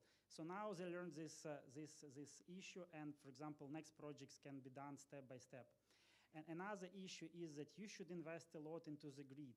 And it is also important and can be replicated to Ukraine, because the grid is the main for investment into the sector. And it is very relevant to Ukraine. You can have a lot of turbines installed, but if you don't have a grid, you will not be able to transmit your electricity. Another aspect is building supply chain. And it is also important that for these large projects, UK is investing a lot of funds which are co-funded by developers. For example, for the ScotWind, there is a special program. It is a SIM program, strategic investment model, where developers, together with the government, they allocate money for building the supply chain. And also, they have legislation which is necessary and it should be in place for implementation of the projects. Also, investment into the human resources. It is very important, which can be also used as an example for Ukraine. Another interesting aspect is hydrogen. And in the UK, hydrogen sector is one of the most developed at the moment in the world. It is quite interesting factors that there are companies which already develop and build projects even before the regulatory framework is in place. So it is amazing because in Ukraine, for example, no one will invest into a project where you don't have a reliable financial stream, when you don't know how the sector will be built. Here it is possible because the companies there, they are ready to risk and they understand the regulatory framework will be efficient. And they already developed a hydrogen standard. They developed a business model which will be based on the conflict for difference, like for renewable energy. And they already allocated funding for building the sector, both for developers in order to do pilot projects, and basically there is a subsidy regime at the moment. So many important examples can be taken for Ukraine based on the UK experience. Right now we have a privilege to see how UK is doing projects, what problems they have, and we have opportunity to avoid them in the future. Thank you. Brilliant. On time. Any questions from the audience? We can take questions. No questions. Well, you answered mine already. You were talking about what Ukraine can learn from UK, both bad and good examples. So thank you very much. We will go to the third speaker.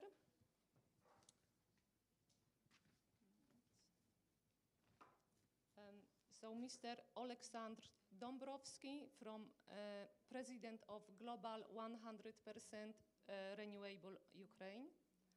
And he will talk about the role of renewable energy for economic recovery of Ukraine and broader goals of energy security and decarbonization in Europe. Over to you. Maybe, first of all, not in Europe, maybe in Ukraine.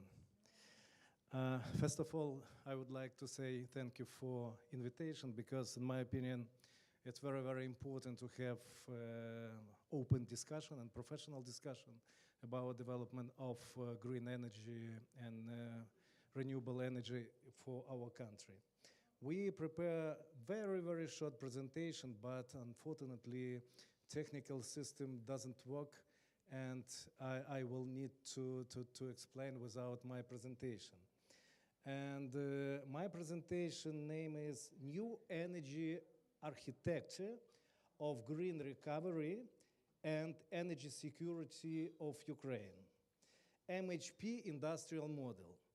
Because if we want to have Ukraine as a green country with renewable energy, we need to understand that we need to have two rules.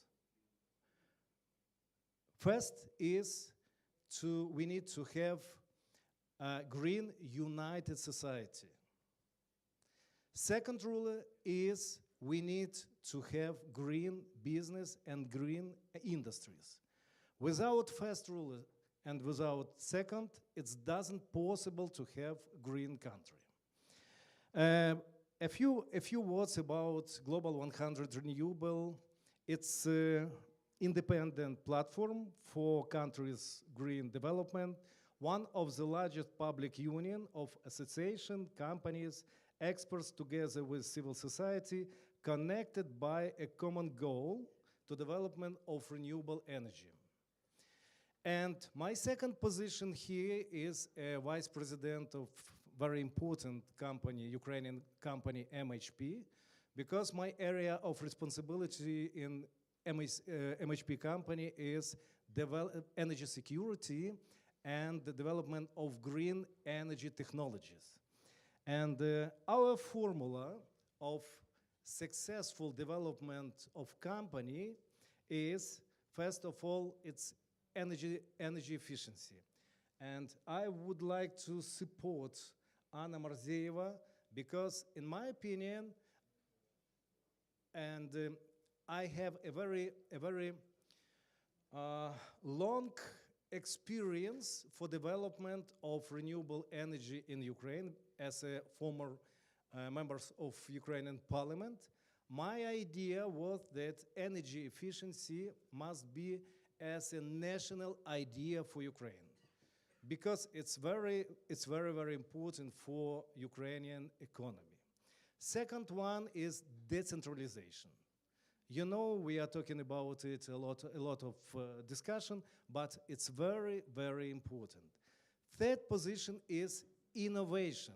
Without innovation, without development, research, and new technologies, it's impossible to create green country. It's impossible to create a green company. Next position, decarbonization. Next position is integration of different type of technology. And in my opinion, it's, as an engineer, as a practice, it's very important to understand how to integrate different type of technology. How to unite solar energy, wind energy, storages, using smart grid. It's very important task. And last position for MHP company is very important. The most important, it's secular model of development. Why it's important for us? Because we have 3 biogas stations, total capacity 18 megawatt, 2 in Ukraine, 1 in Slovenia. And it's a basis element for development renewable energy. And also we use a lot of sunflower hucks as a source of energy.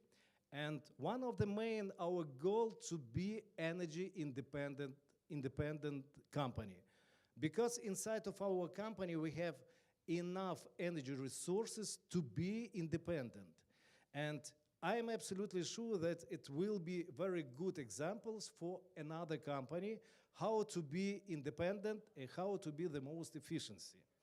And one very important direction for MHP now, it's development of solar technology, but not for market, but self-consumption. In my opinion, now we have time for solar generation, for self-consumption in Ukraine, and also we have time for storage energy.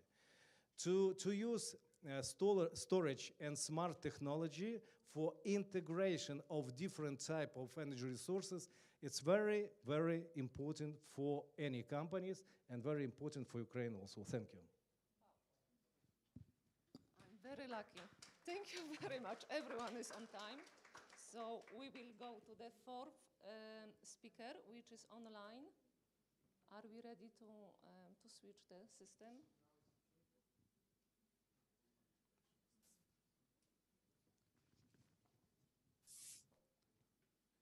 So we will go to Georgi Galetukha, the head of Bioenergy Association of Ukraine. Hello to everybody. I hope you hear me. Regards from Kiev. And I represent Bioenergy Association of Ukraine. It's an association established 10 years ago. We have about 50 members at the moment, mostly working in the bioenergy sector, both in biogas and biomethane direction and solid biomass for heat and for electricity. That topic of my presentation, prospects of biomethane in Ukraine, and my intention to convince you that biomethane is one of the most interesting sector for investment in Ukraine at the moment. Why? Biomethane is technically absolutely ready for injection in the gas network today. No investments needed for modernization of gas networks and gas equipment like gas burner, gas engine, gas turbines. Ukraine has the biggest agricultural areas in the Europe and correspondingly has one of the biggest world potential of agricultural raw materials for biomethane production. And Ukraine can compete in biomethane production with any neighbors, at least in Europe.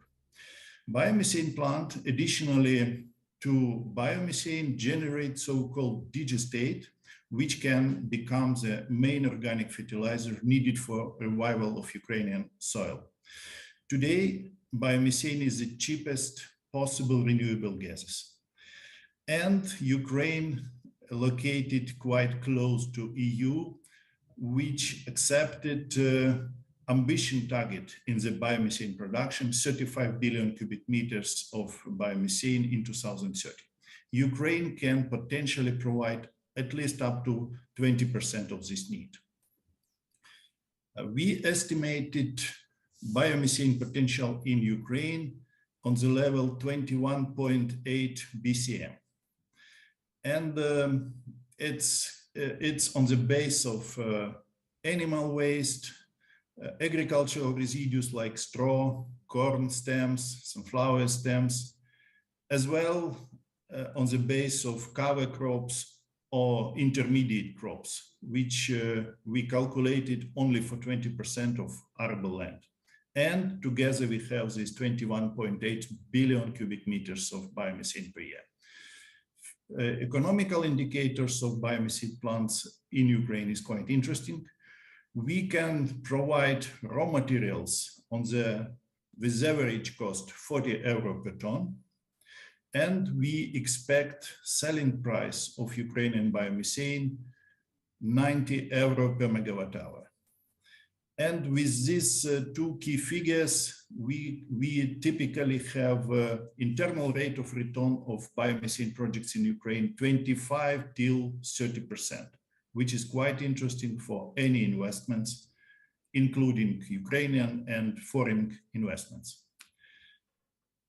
Also, we have needed legislation, we have basic law, we have governmental resolution, we have some decisions of our regulator stimulating production of biomethane in connection these plants with the grid. And this year in April, we started first production of Ukrainian biomethane on one of agricultural company. And we see quite bright future of biomethane in Ukraine and invite you in Ukraine to invest in this sector. Thank you very much. Thank you very much. Do we still have speaker online or he disconnected? Okay, so any question from the audience? Okay, please.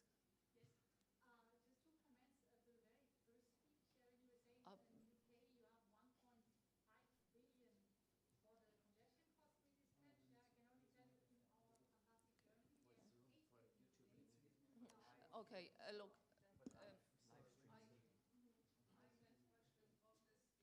No, I just wanted to kind of confirm what you were saying on the disastrous cost of free dispatch, 8 billion in Germany now, 8 to 10 even, yeah, and you have 1.5.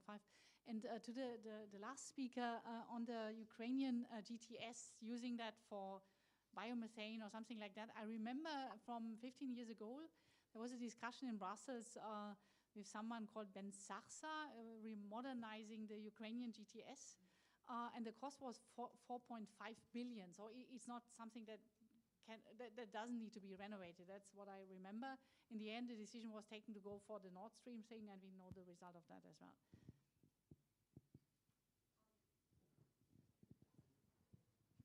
I suggest that Mr. Galatucha answer the question from the audience now. and then we go back to you, Chris. Okay, in my opinion, biomethane is very important for future of Ukrainian gas because Ukraine has contract with Russia on transition of or transmission of Russian gas till the end of 2024. And after that, it will be absolutely new situation. Our gas transmission system will be most likely without this Russian gas. And it's a new situation, new technical questions how to distribute gas inside of Ukraine without this, transmission. And biomethane can quite strongly support this new situation, providing this distribution generation of biomethane in different places of Ukraine. Then if we will really produce some billions, at least cubic meters of biomethane in different places of Ukraine, it will help to save our gas transmission system and gas distribution system in the good technical conditions. Brilliant, thank you. I have no idea if you can see me. I have one question for you as well. You mentioned 25 to 30% return on investment. Over what time scale is it?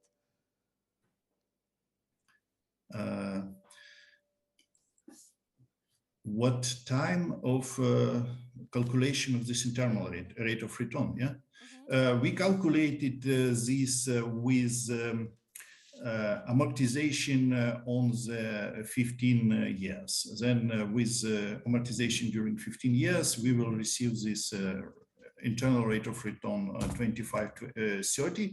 And especially this is calculated for biomethane plants with productivity 10 million cubic meters of biomethane per year.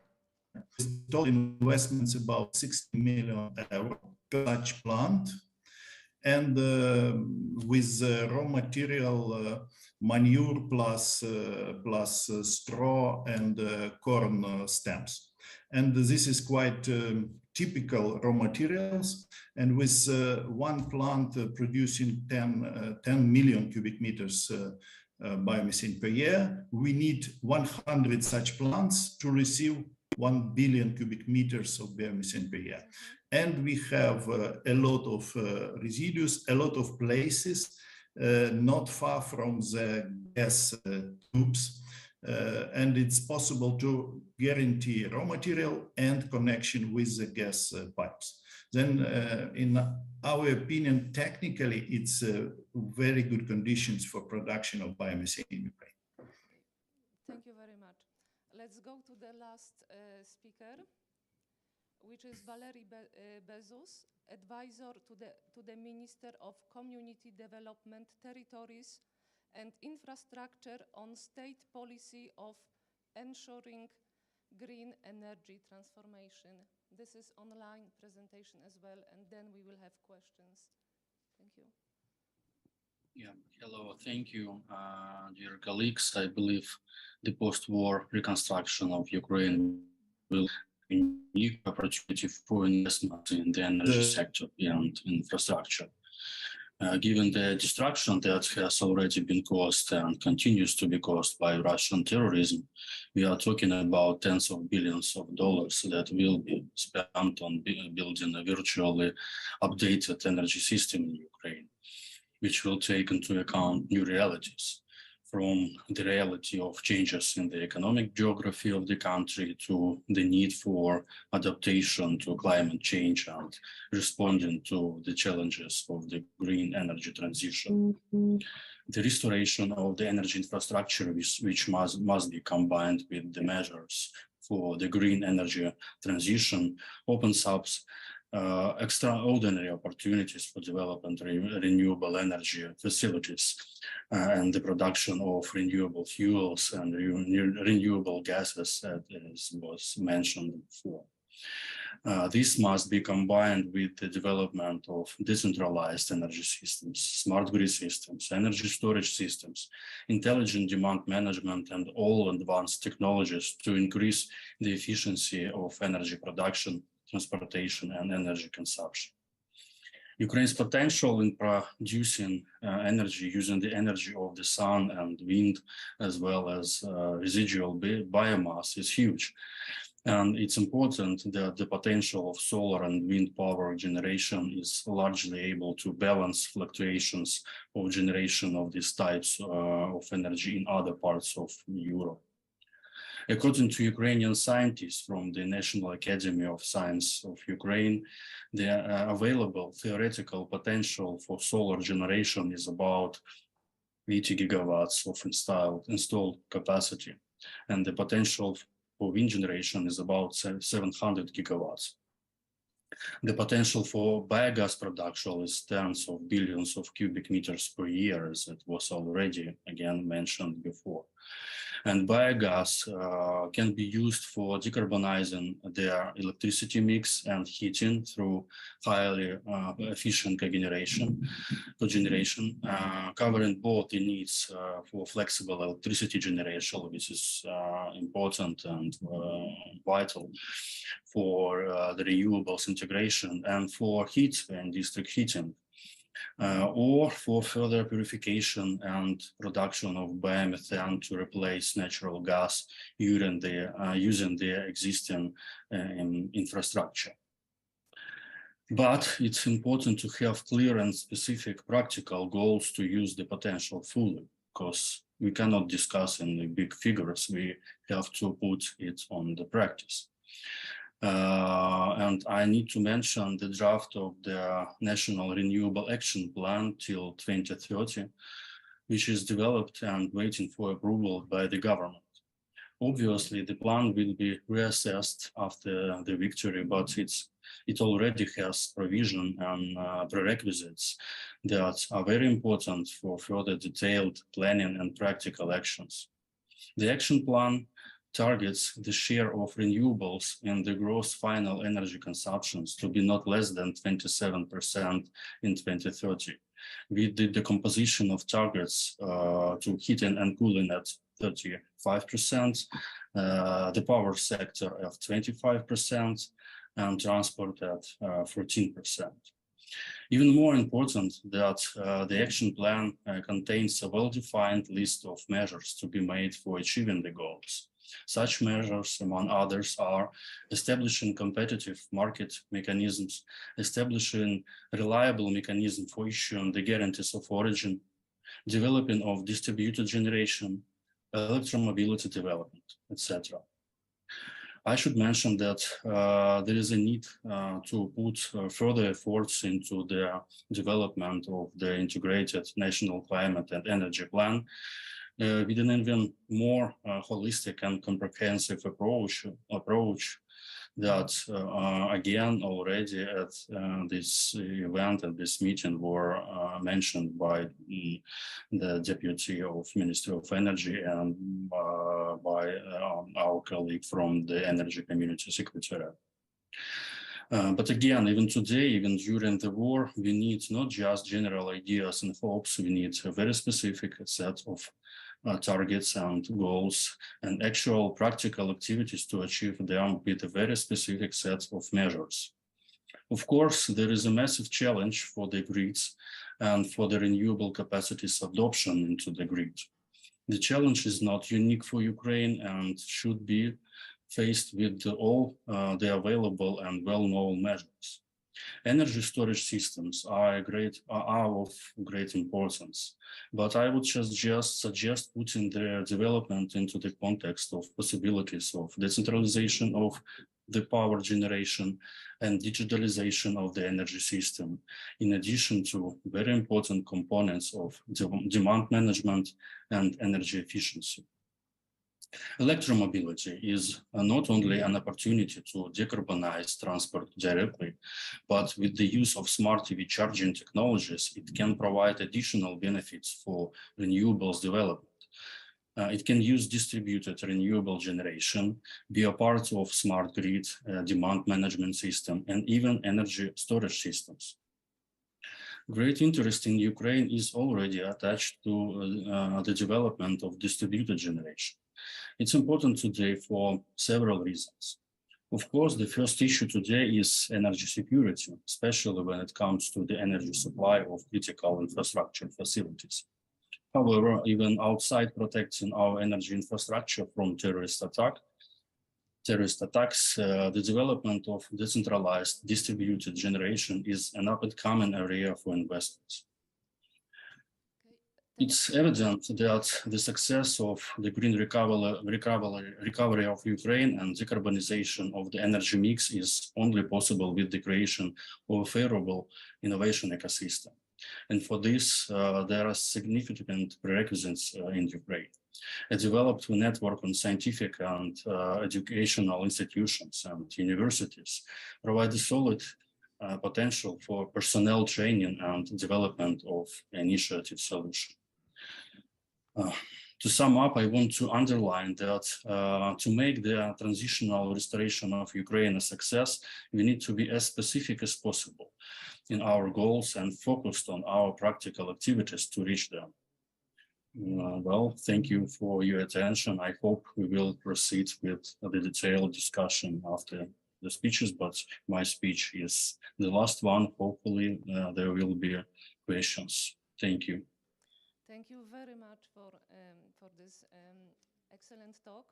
Are there any questions to Mr. Bezos from the audience?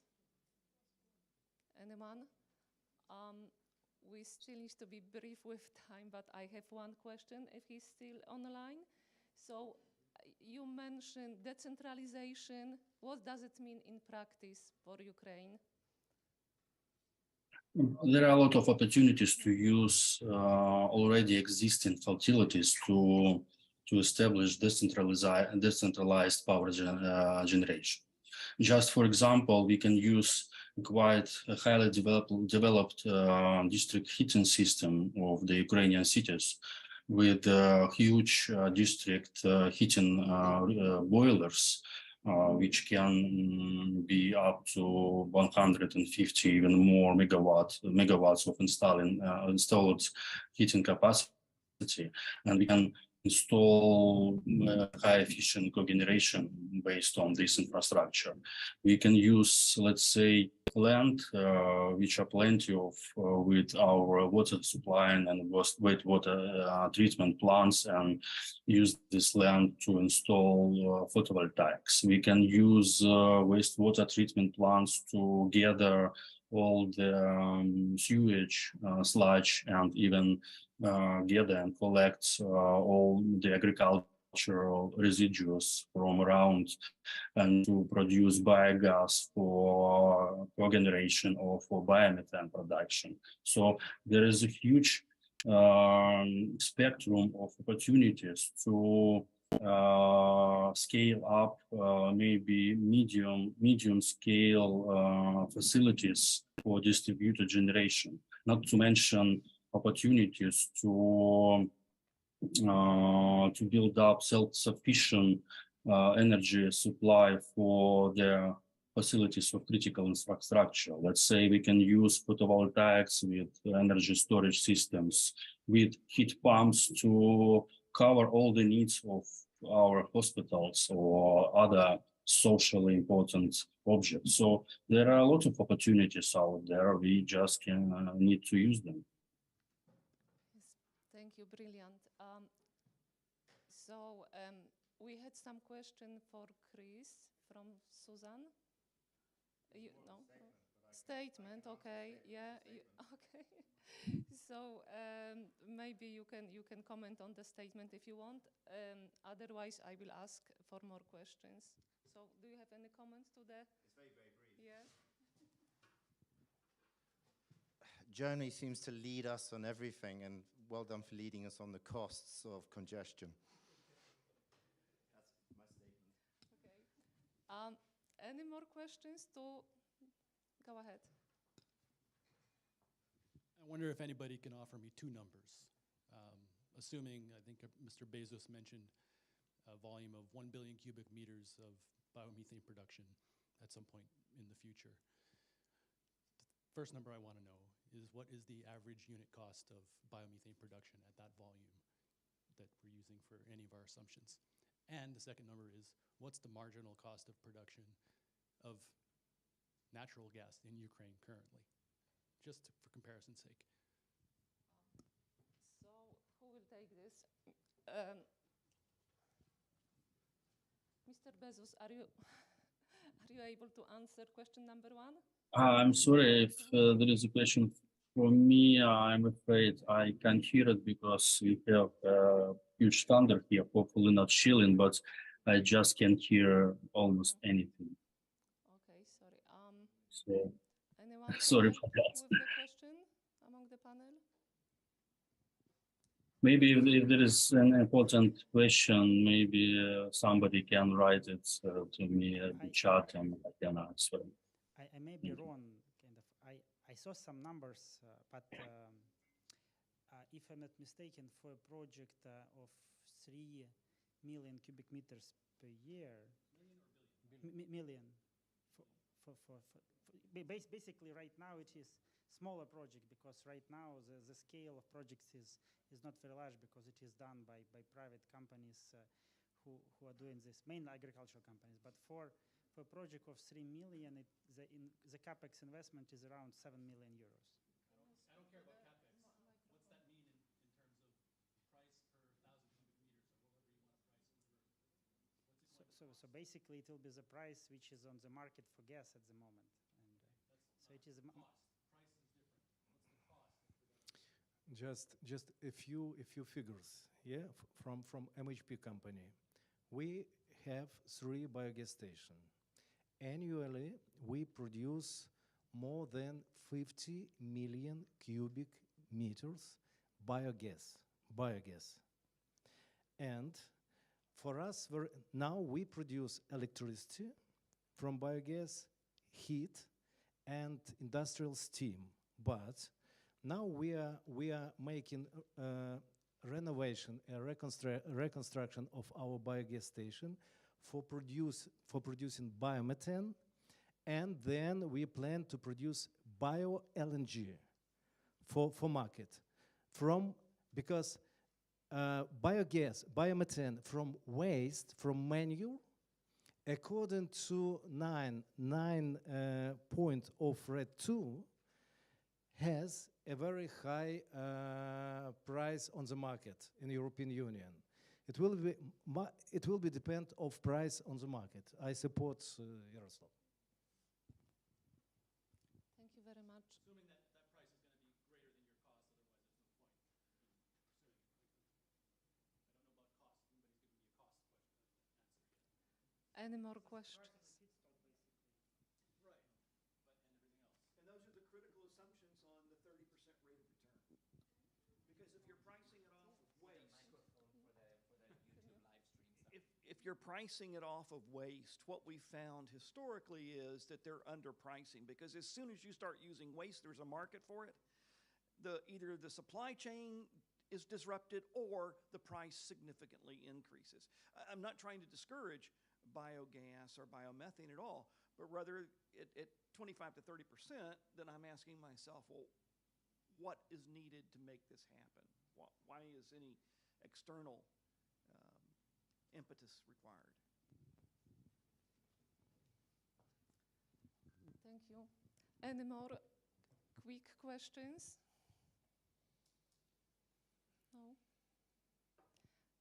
Thank you very much. I think that we discussed very important role of various businesses and organizations that can have in various energy sources in the Ukraine and recovery. This is very important, and I hope that this discussion will continue beyond this meeting and in formal and informal way. Do you mind if I just say one really yes, point? Please. Just on a really, really serious point here. Yes, Ukraine is right in the midst of a conflict, and the very important thing to drive investment is hidden, and that's information, that's data. And Ukraine needs to find the right balance to get that data into the right people's hands so there's transparency in the market. Because questions that have just been asked can't be answered. Because it's some of these questions, some really, really pure, simple questions on generation capacity, on pricing, are hidden. That is not good enough. It is not really, it's not, you know, it really isn't protecting Ukraine. It's burying Ukraine. And unfortunately, that information data needs to be transparent because it's at the end of the day, the Russians know the system. They know what they've hit. They know the state of the system, and they know the supply-demand and the energy balance dynamics better than anyone else in the world. So for goodness sake, my message to Ukraine is get that data out there. Let us help you help yourself. So thank you. Now I would like everyone to remain seated because we will have very short technical break, but everyone needs to remain seated and panelists can take their seat with general audience. Thank you very much again, everyone.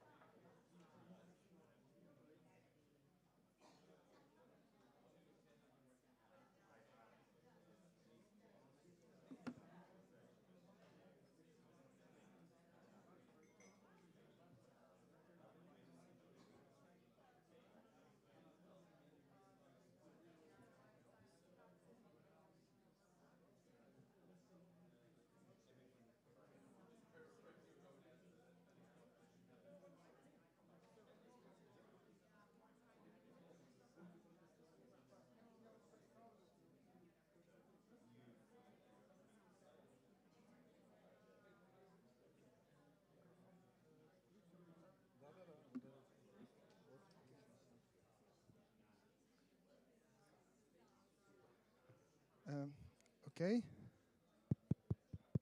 It doesn't work. Okay. Yeah. So we are ready to continue. And next on our agenda, we have a practical part. Yeah, I invite everyone also to take seats at the audience. Yeah, please take your seats. And we will have a quite significant step today for Ukraine's energy security. So today in the previous two panels, we were discussing and learning from our speakers how to improve conditions for investments in Ukraine's renewable energy, and now we are passing the floor to those who are doing this in practice. So we just not talk, we also walk the talk. And for that, I invite Mr. Alexander Dombrovsky, President of Global 100 Renewables Ukraine, to announce a new consortium for development of energy storages in Ukraine. Thank you very much.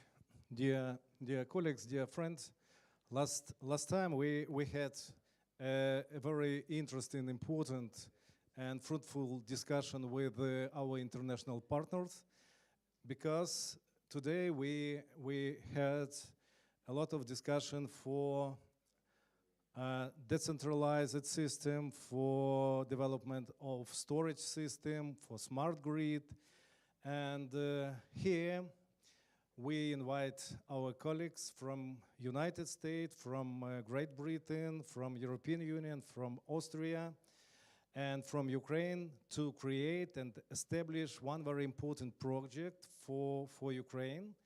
It's a project for development of storage technologies in Ukraine and for Ukraine. Let me invite to this place my very close colleagues.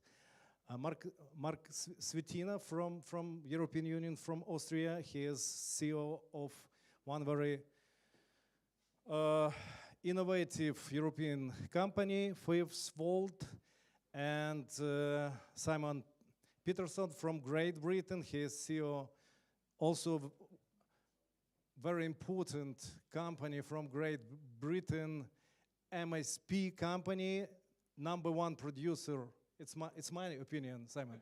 #1 producer energy storage and the highest level of storage in smart grid and Great Britain. And also we have our partners in Ukraine, CEO Voltage Group. It's a famous Ukrainian company, and also EPC Power company from United States. And if you don't mind, I give this microphone to Simon, please. Hi, thanks. So I don't think there's technical issues, so we haven't got EPC online, have we? Nobody's on? Okay, no problem. So we're doing this project in real time, and now we've got a 4-month delivery window. And we are basically starting to create, on behalf of MHP, interconnected microgrids.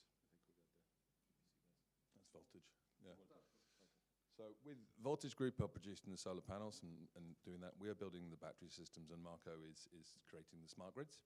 And the long-term plan is that we can roll out very, very quickly microgrid solutions and get power, or sustainable power, on the ground at a cost-effective rate. But that's not answering the long-term question. And the long-term question is an independent microgrid is fine for a factory or a chicken farm or whatever that might be, but actually we need to interconnect them. So the right technologies have to be put in place, and so we need inverter technology that is capable both of islanding itself and creating that microgrid, but then eventually connecting either to another microgrid or eventually to the greater national grid. And this is the critical path for an asset that's going to be live on the ground for 20+ years.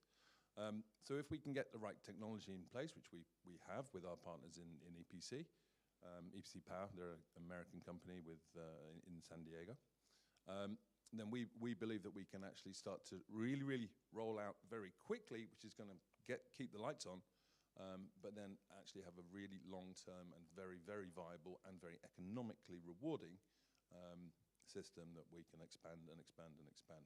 Now, we did have a presentation, but I think the technology's let us down a bit. But it's an exciting time, and then I'll hand over to Marco. Marco's going to explain how his computer wizardry will make it all work. Thanks, Simon. And thanks, Alexander, for all the nice words. So, yes, we were one of the pioneers of demand response systems in Europe. Started working in 2008 on proprietary technology. And especially recently, we focused on storage. And basically, the question is, how can storage support, of course, the security on a local level, but of course also on the national level. I think this is a vital topic by rebuilding the grid in Ukraine.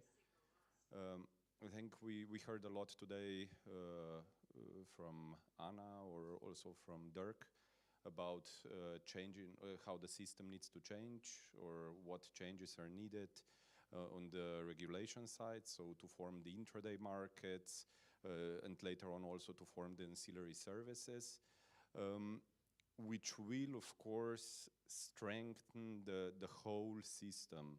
So as we all know, so systems have been typically built top-down. So you get large power plants making sure that the system is stable, making sure that basically the consumers receive the energy.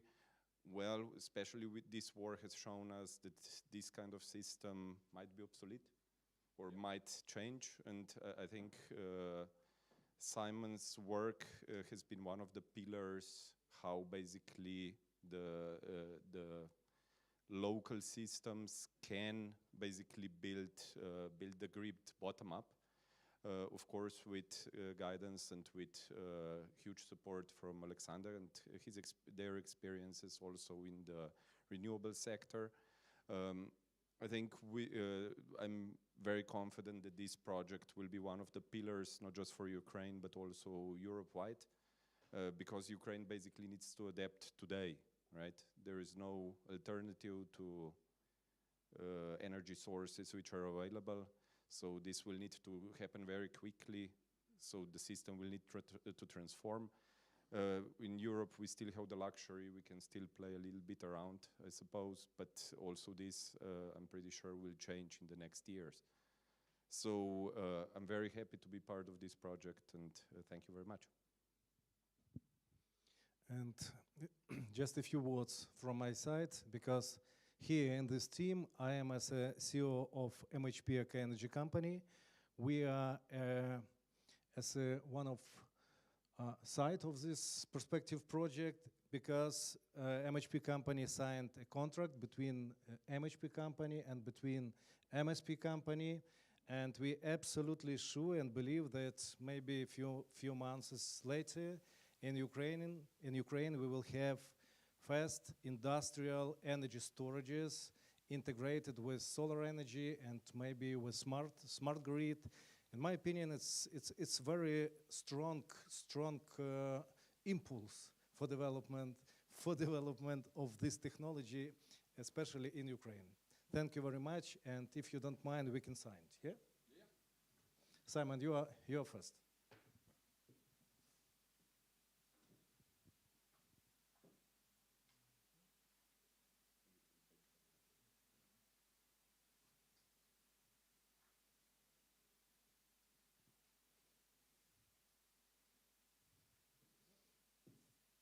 Marco.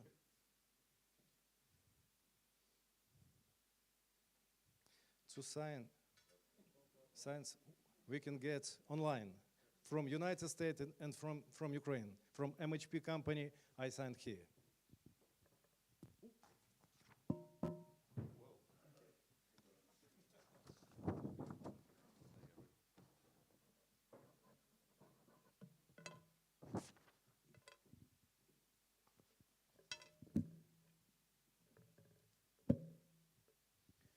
That's all. Thank you for your attention. In my opinion, very short and very perspective. Yeah. Thank you very much. Thank you.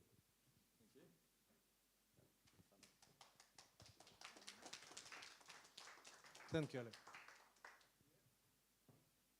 Congratulations to colleagues with a very important initiative, and I believe it will be very successful and very transformative for Ukraine. And wish you best of luck with this initiative. And I would like to conclude the event with a bit of like overview and remarks and possible next steps for Ukrainian organizations, Ukrainian business, and also our international partners on the way to accelerate energy transition. So first, I would like to thank all the speakers and our moderators for great event today, for very engaging discussions, and for sharing insights. And well, by uniting the expertise, the knowledge of Ukrainian and international partners, the civil society, the business, the executive branch of government, the legislators, we can really work together to boost development of renewable energy in Ukraine and to strengthen energy security not only in Ukraine but also regionally, as Ukraine has a great potential to support decarbonization regionally by setting a very inspiring example of infrastructure-led transition to green energy, and we will have to invest hundreds of billions into reconstruction of the country, and this represents a unique opportunity to create the lighthouse for the whole world.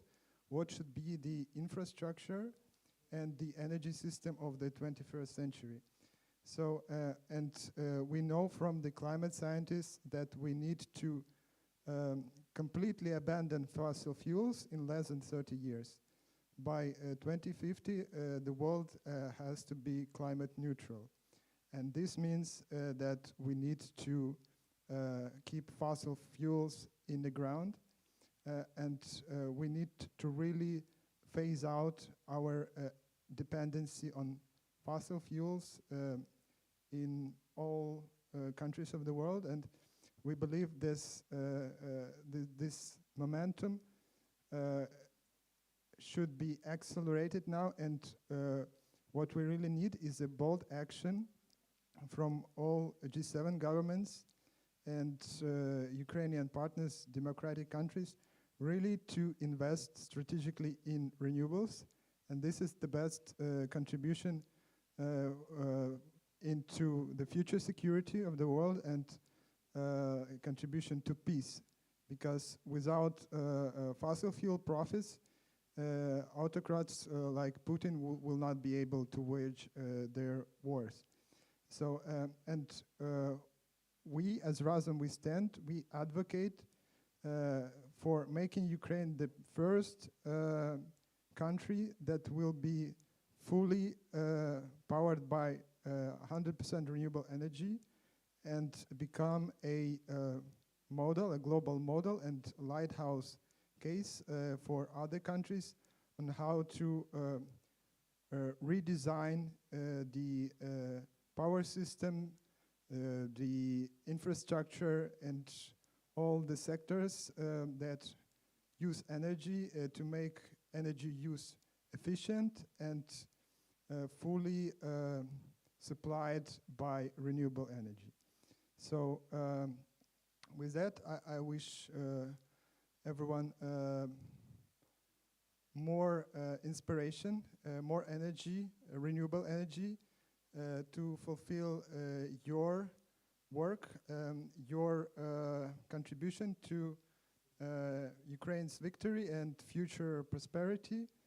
Yeah, I also invite everyone to share content about our event in social media. Please tag us, Razom We Stand, and use hashtags Rebuild Ukraine Green, Ukraine Recovery, and as we are this week are in London accompanying the Ukraine Recovery Conference, also please use hashtag URC 2023. Thank you very much, and follow us in social media. We also have leaflets with QR code to the report. I see that most copies of our report, they are already collected. So, but you can access them at our website in electronic form, and you can scan the QR code at the leaflets. Yeah, and if you have any questions, I would love to have informal discussions after the event. And I also want to express huge thanks to all of the team of Razom We Stand, to our senior communications manager, Jason Kirkpatrick, and to Olha Yestinieva, who is like a powerhouse behind this event. So many thanks to everyone. Thanks to our moderators, to Malgorzata, Viatros Motika, and to Suzanne Nies, who did an excellent moderation today. Many thanks, and hope to see you at our next events. Keep subscribed to us, and wish you best of luck.